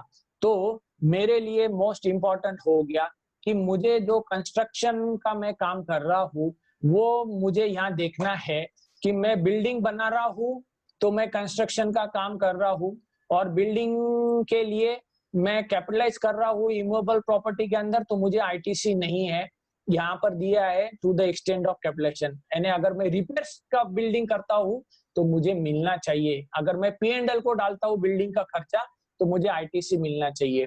फिर नीचे और एक एक्सप्लेनेशन दिया है 17(5) में, and this is the crux of all ITC issue which are forthcoming.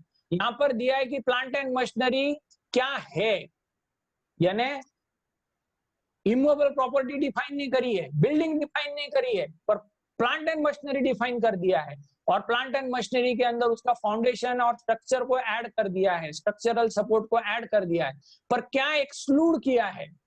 अब इसको एक्सक्लूड किया मतलब क्या, निगेटिव मतलब अभी ब्लॉक क्रेडिट है, ब्लॉक क्रेडिट के अंदर प्लांट एंड मशीनरी को बाहर किया है, पर प्लांट एंड मशीनरी से इनको बाहर किया है, मतलब इनके ऊपर आईटीसी नहीं मिलेगा, इसके ऊपर नहीं मिलेगा, लैंड बिल्डिंग के ऊपर आईटीसी नहीं मिलेगा। और सबसे गले की हड्डी ये है अदर सिविल स्ट्रक्चर, ये वर्ड आने से पूरे आगे झमेले हो रहे हैं।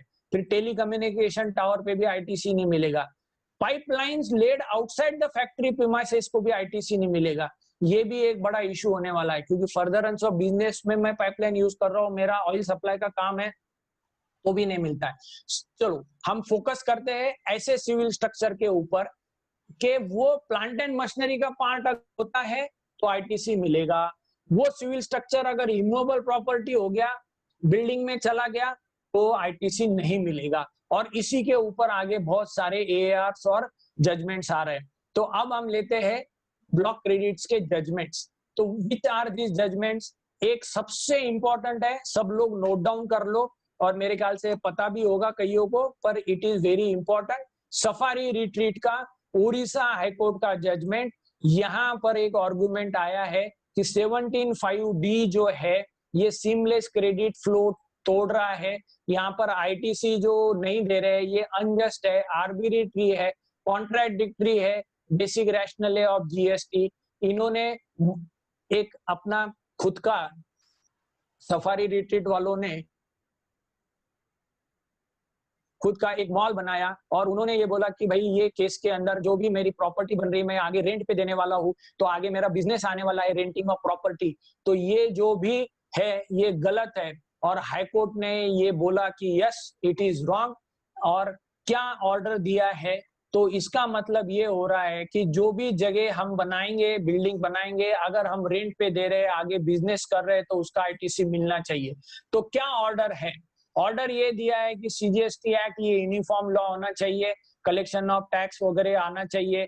अब ये 17(5)(d) जो है ये बहुत ही नैरो वर्डिंग्स के से काम चल रहा है, इसका ऑब्जेक्ट फुलफिल नहीं हो रहा है, और उन्होंने ये बोला कि मैं रेंटल इनकम जनरेट कर रहा हूँ उसके लिए ये यूज कर रहा हूँ, तो जो भी आईटीसी है वो मुझे सर्विसेज जो है वो कंज्यूम हो रही है।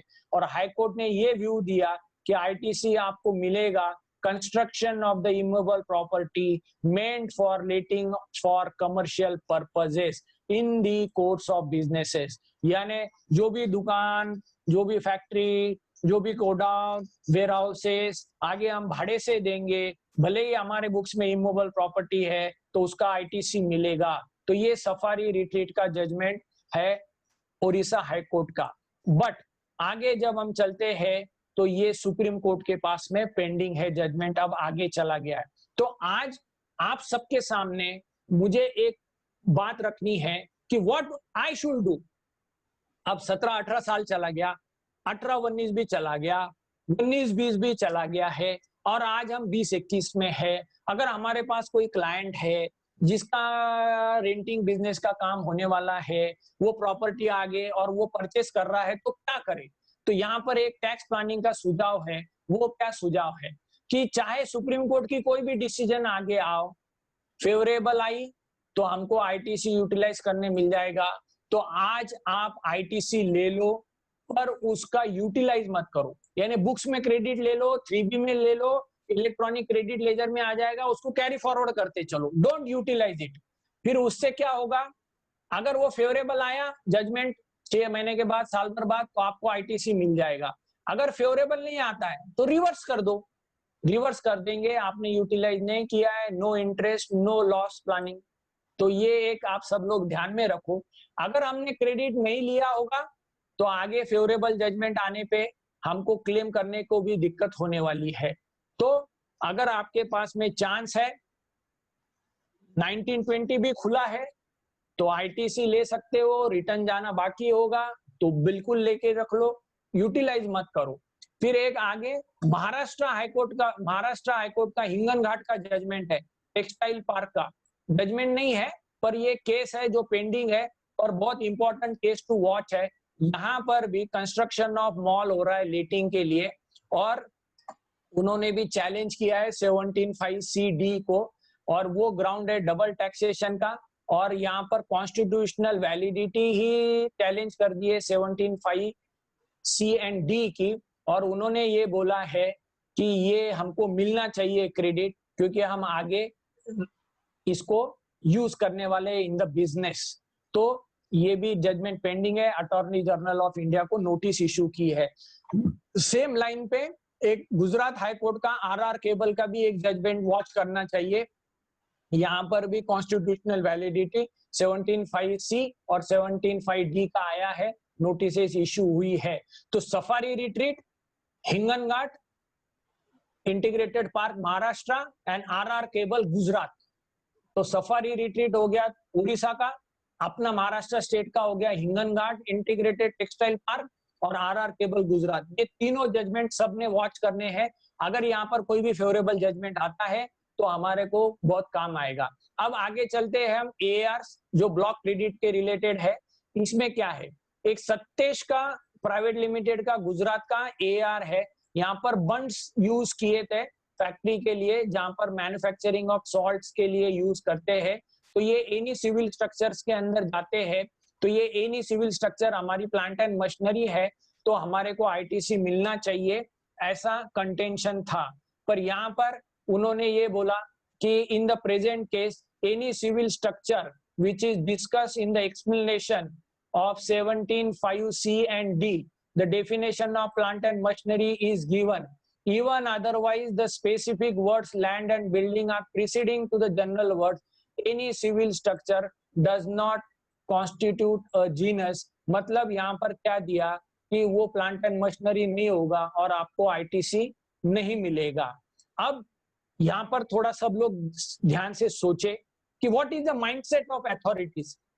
आईटीसी अगर आपको देना है तो वो ये बोलेंगे कि ये सिविल स्ट्रक्चर है और ये इमूवेबल प्रॉपर्टी है, आपको हम आईटीसी नहीं देते। पर वहीं अगर रेट ऑफ टैक्स की बात आती है, कंपोजिट सप्लाई की बात आती है, वर्क्स कॉन्ट्रैक्ट की बात आती है, और अगर वहां पर लोअर टैक्स रेट अगर आता है वर्क्स कॉन्ट्रैक्ट को, तो वो उसके अदर व्यू दे देंगे कि no no no no no no, this civil structure is a plant and machinery. तो ये बहुत इंपॉर्टेंट है कि आप एआर किस एंगल से मांग रहे हो, आईटीसी के एंगल से मांग रहे हो आप या टैक्स रेट के एंगल से मांग रहे हो। तो आपको ये देखना बहुत जरूरी है, नहीं तो अथॉरिटीज अपने सुविधा के हिसाब से इसको खेल रहे हैं और ये थोड़ा इश्यू हो रहा है। फिर टैक्स रियलिटीज का जजमेंट है, तरुण रियलिटीज का जजमेंट है। यहाँ पर वायरिंग एंड फिक्सेज जो है ये air handling unit shopping malls का है, उसका आईटीसी मिलेगा क्या। तो यहाँ पर उन्होंने दे दिया कि ये जो डीजी सेट है, एयर हैंडलिंग यूनिट्स है, ये साइन क्वा नन है कमर्शियल मॉल बनाने चलाने के लिए, ये सेपरेट नहीं हो सकते बिल्डिंग स्ट्रक्चर्स के हिसाब से। इसके लिए यहाँ पर हम आईटीसी आपको नहीं देंगे क्योंकि ये इमूवेबल प्रॉपर्टी हो रही है। तो ये भी ऐसा जजमेंट है। फिर आगे निप्रो इंडिया, महाराष्ट्र का ही एक एआर है, यहाँ पर एयर कंडीशनर चिलिंग यूनिट्स थे, तो यहाँ पर वो दे दिया air conditioner and chilling units is a medical equipment for manufacturing of plants, तो ये यहाँ पर दे दिया आईटीसी। तो ऐसा भी है, कहीं पर वो मॉल का पार्ट बना दिया, आईटीसी नहीं दिया, यहाँ पर उसको प्लांट एंड मशीनरी बना दिया, आईटीसी दे दिया। फिर एक मोस्ट इंपॉर्टेंट जो बवाल आया था वी वर्क का, ये वी वर्क इंडिया का जजमेंट है एआर का, ये एक अच्छा है, अभी रिसेंटली 6 मार्च 2002 को आया है, और ये डिटैचेबल स्लाइडिंग पार्टीशन जो है, जैसे हमने ऑफिसेस के अंदर पार्टीशन करते हैं, तो लोअर अथॉरिटी ने इसको इमूवेबल प्रॉपर्टी बोला, हायर अथॉरिटी में जब अपीलेट के पास गए तो उन्होंने यहाँ पर दे दिया कि ये जो भी स्लाइडिंग डोर्स और ग्लासेस है, ये पार्टीशन जो है ये बिल्डिंग का पार्ट नहीं हो सकते, इसको आप फिक्स नहीं कर सकते, इसके लिए आप ये इमूवेबल प्रॉपर्टी नहीं होगा। तो ये जितने भी डिटैचेबल है, these are all furniture and fixture, books के अंदर कैपिटलाइज किए हैं। तो we do not agree with the local authority and the nut bolt fixings are all for movable property, so ITC is allowed, one of the favorable judgment for furniture and fixtures, तो ये एक refer कर सकते हैं हम we work का। फिर आखिरी में आते हैं यूनिट्री का एआर, यहाँ पर वेयर हाउस कंस्ट्रक्शन लेटिंग का था, इसके ऊपर भी आईटीसी नहीं दिया है एमपी ने। फिर लास्ट प्लान्स कोऑपरेटिव सोसाइटी का है, यहाँ पर लिफ्ट का आईटीसी मांगा था, एलिवेटर्स का, तो यहाँ पर lift and elevator is a part of the immovable property, ITC नहीं मिलेगा, ये महाराष्ट्र का जजमेंट है। फिर श्री वरण लक्ष्मी का जजमेंट है, इनपुट टैक्स क्रेडिट है, ये भी एक इम्पोर्टेंट है एआर, यहाँ पर ये मांगा था कि कास्केडिंग इफेक्ट हो रहा है, टैक्स के ऊपर टैक्स लग रहा है आईटीसी डिसअलाउ करने से, पर ये मैरिज हॉल के लिए यूज कर रहे थे, उसको आगे रेंट देंगे, तो नो इनपुट टैक्स क्रेडिट दिया है। पर हिंगन घाट, आरके केबल और सफारी रिट्रीट के लिए ये आगे क्रॉस होगा। फिर वेस्टर्न कंसेशंस प्राइवेट लिमिटेड का महाराष्ट्र का एआर है, पाइपलाइंस, अब ये पाइपलाइन उनके बिजनेस के लिए है, उनको नेशनल ग्रिड बनाना है, उन्होंने फैक्ट्री के बाहर लगाया है, उनके लिए ये प्लांट एंड मशीनरी है, पर ये बोल दिया कि इसका जो एक्सप्लेनेशन है उसमें ये दिया है कि पाइपलाइंस को हम नहीं दे सकते जो फैक्ट्री के बाहर है, तो यहाँ पर डिसअलाउ कर दिया AR. Actually this is not correct, if it is my for my business, मेरा बिजनेस ही ऑयल से ऑयल या गैस सप्लाई करना है पाइपलाइन के थ्रू, तो मुझे वो आईटीसी नहीं दे रहे हैं, तो ये ऐसे भी है। तो at the end what is the conclusion, हमने आईटीसी के भी इशू देख लिए, हमने क्लासिफिकेशन के भी इशू देख लिए, अब 5:45 बज रही है, आगे क्वेश्चन आंसर्स भी है, तो let's conclude now in my presentation. सबसे पहली बात, कंक्लूजन ये है कि कंपोजिट सप्लाई की टेस्ट लगाओ, अगर कंपोजिट सप्लाई में आ गया तो फिर वर्क्स कॉन्ट्रैक्ट की टेस्ट फॉलो करो, वर्क्स कॉन्ट्रैक्ट के टेस्ट के लिए इमूवेबल प्रॉपर्टी है क्या नहीं वो देखो, और फिर आगे इसके टैक्सेशन के इश्यूज निकालो। सबसे मेन रहेगा आपका कॉन्ट्रैक्ट एग्रीमेंट का ड्राफ्टिंग, ये कैसे ड्राफ्ट हो रहा है, इसमें डिविजिबल हो रहे हैं, इंडिविजुअल कॉन्ट्रैक्ट्स आ रहा है, कंपोजिट सप्लाई का वर्ड आ रहा है, इमूवेबल प्रॉपर्टी का आ रहा है कि नहीं, ये सब देखना जरूरी है, टेंडर्स को देखना जरूरी है। फिर अलग अलग डिफरेंट शेड्यूल एंट्रीज हमने देखी कि गवर्नमेंट के लिए अलग है, नॉन गवर्नमेंट के लिए अलग है, रेलवेज के लिए अलग है, पीएमजीवाई के लिए अलग है, अर्थ वर्क सर्विसेज अलग है, तो वो एक बार देखे। इमूवेबल प्रॉपर्टी आ गई तो फिर इसका प्लेस ऑफ सप्लाई चेंज होगा, अगर कंपोजिट है तो प्लेस ऑफ सप्लाई चेंज होगा, तो बहुत इंपॉर्टेंट है कि करेक्ट क्लासिफिकेशन होना जरूरी है।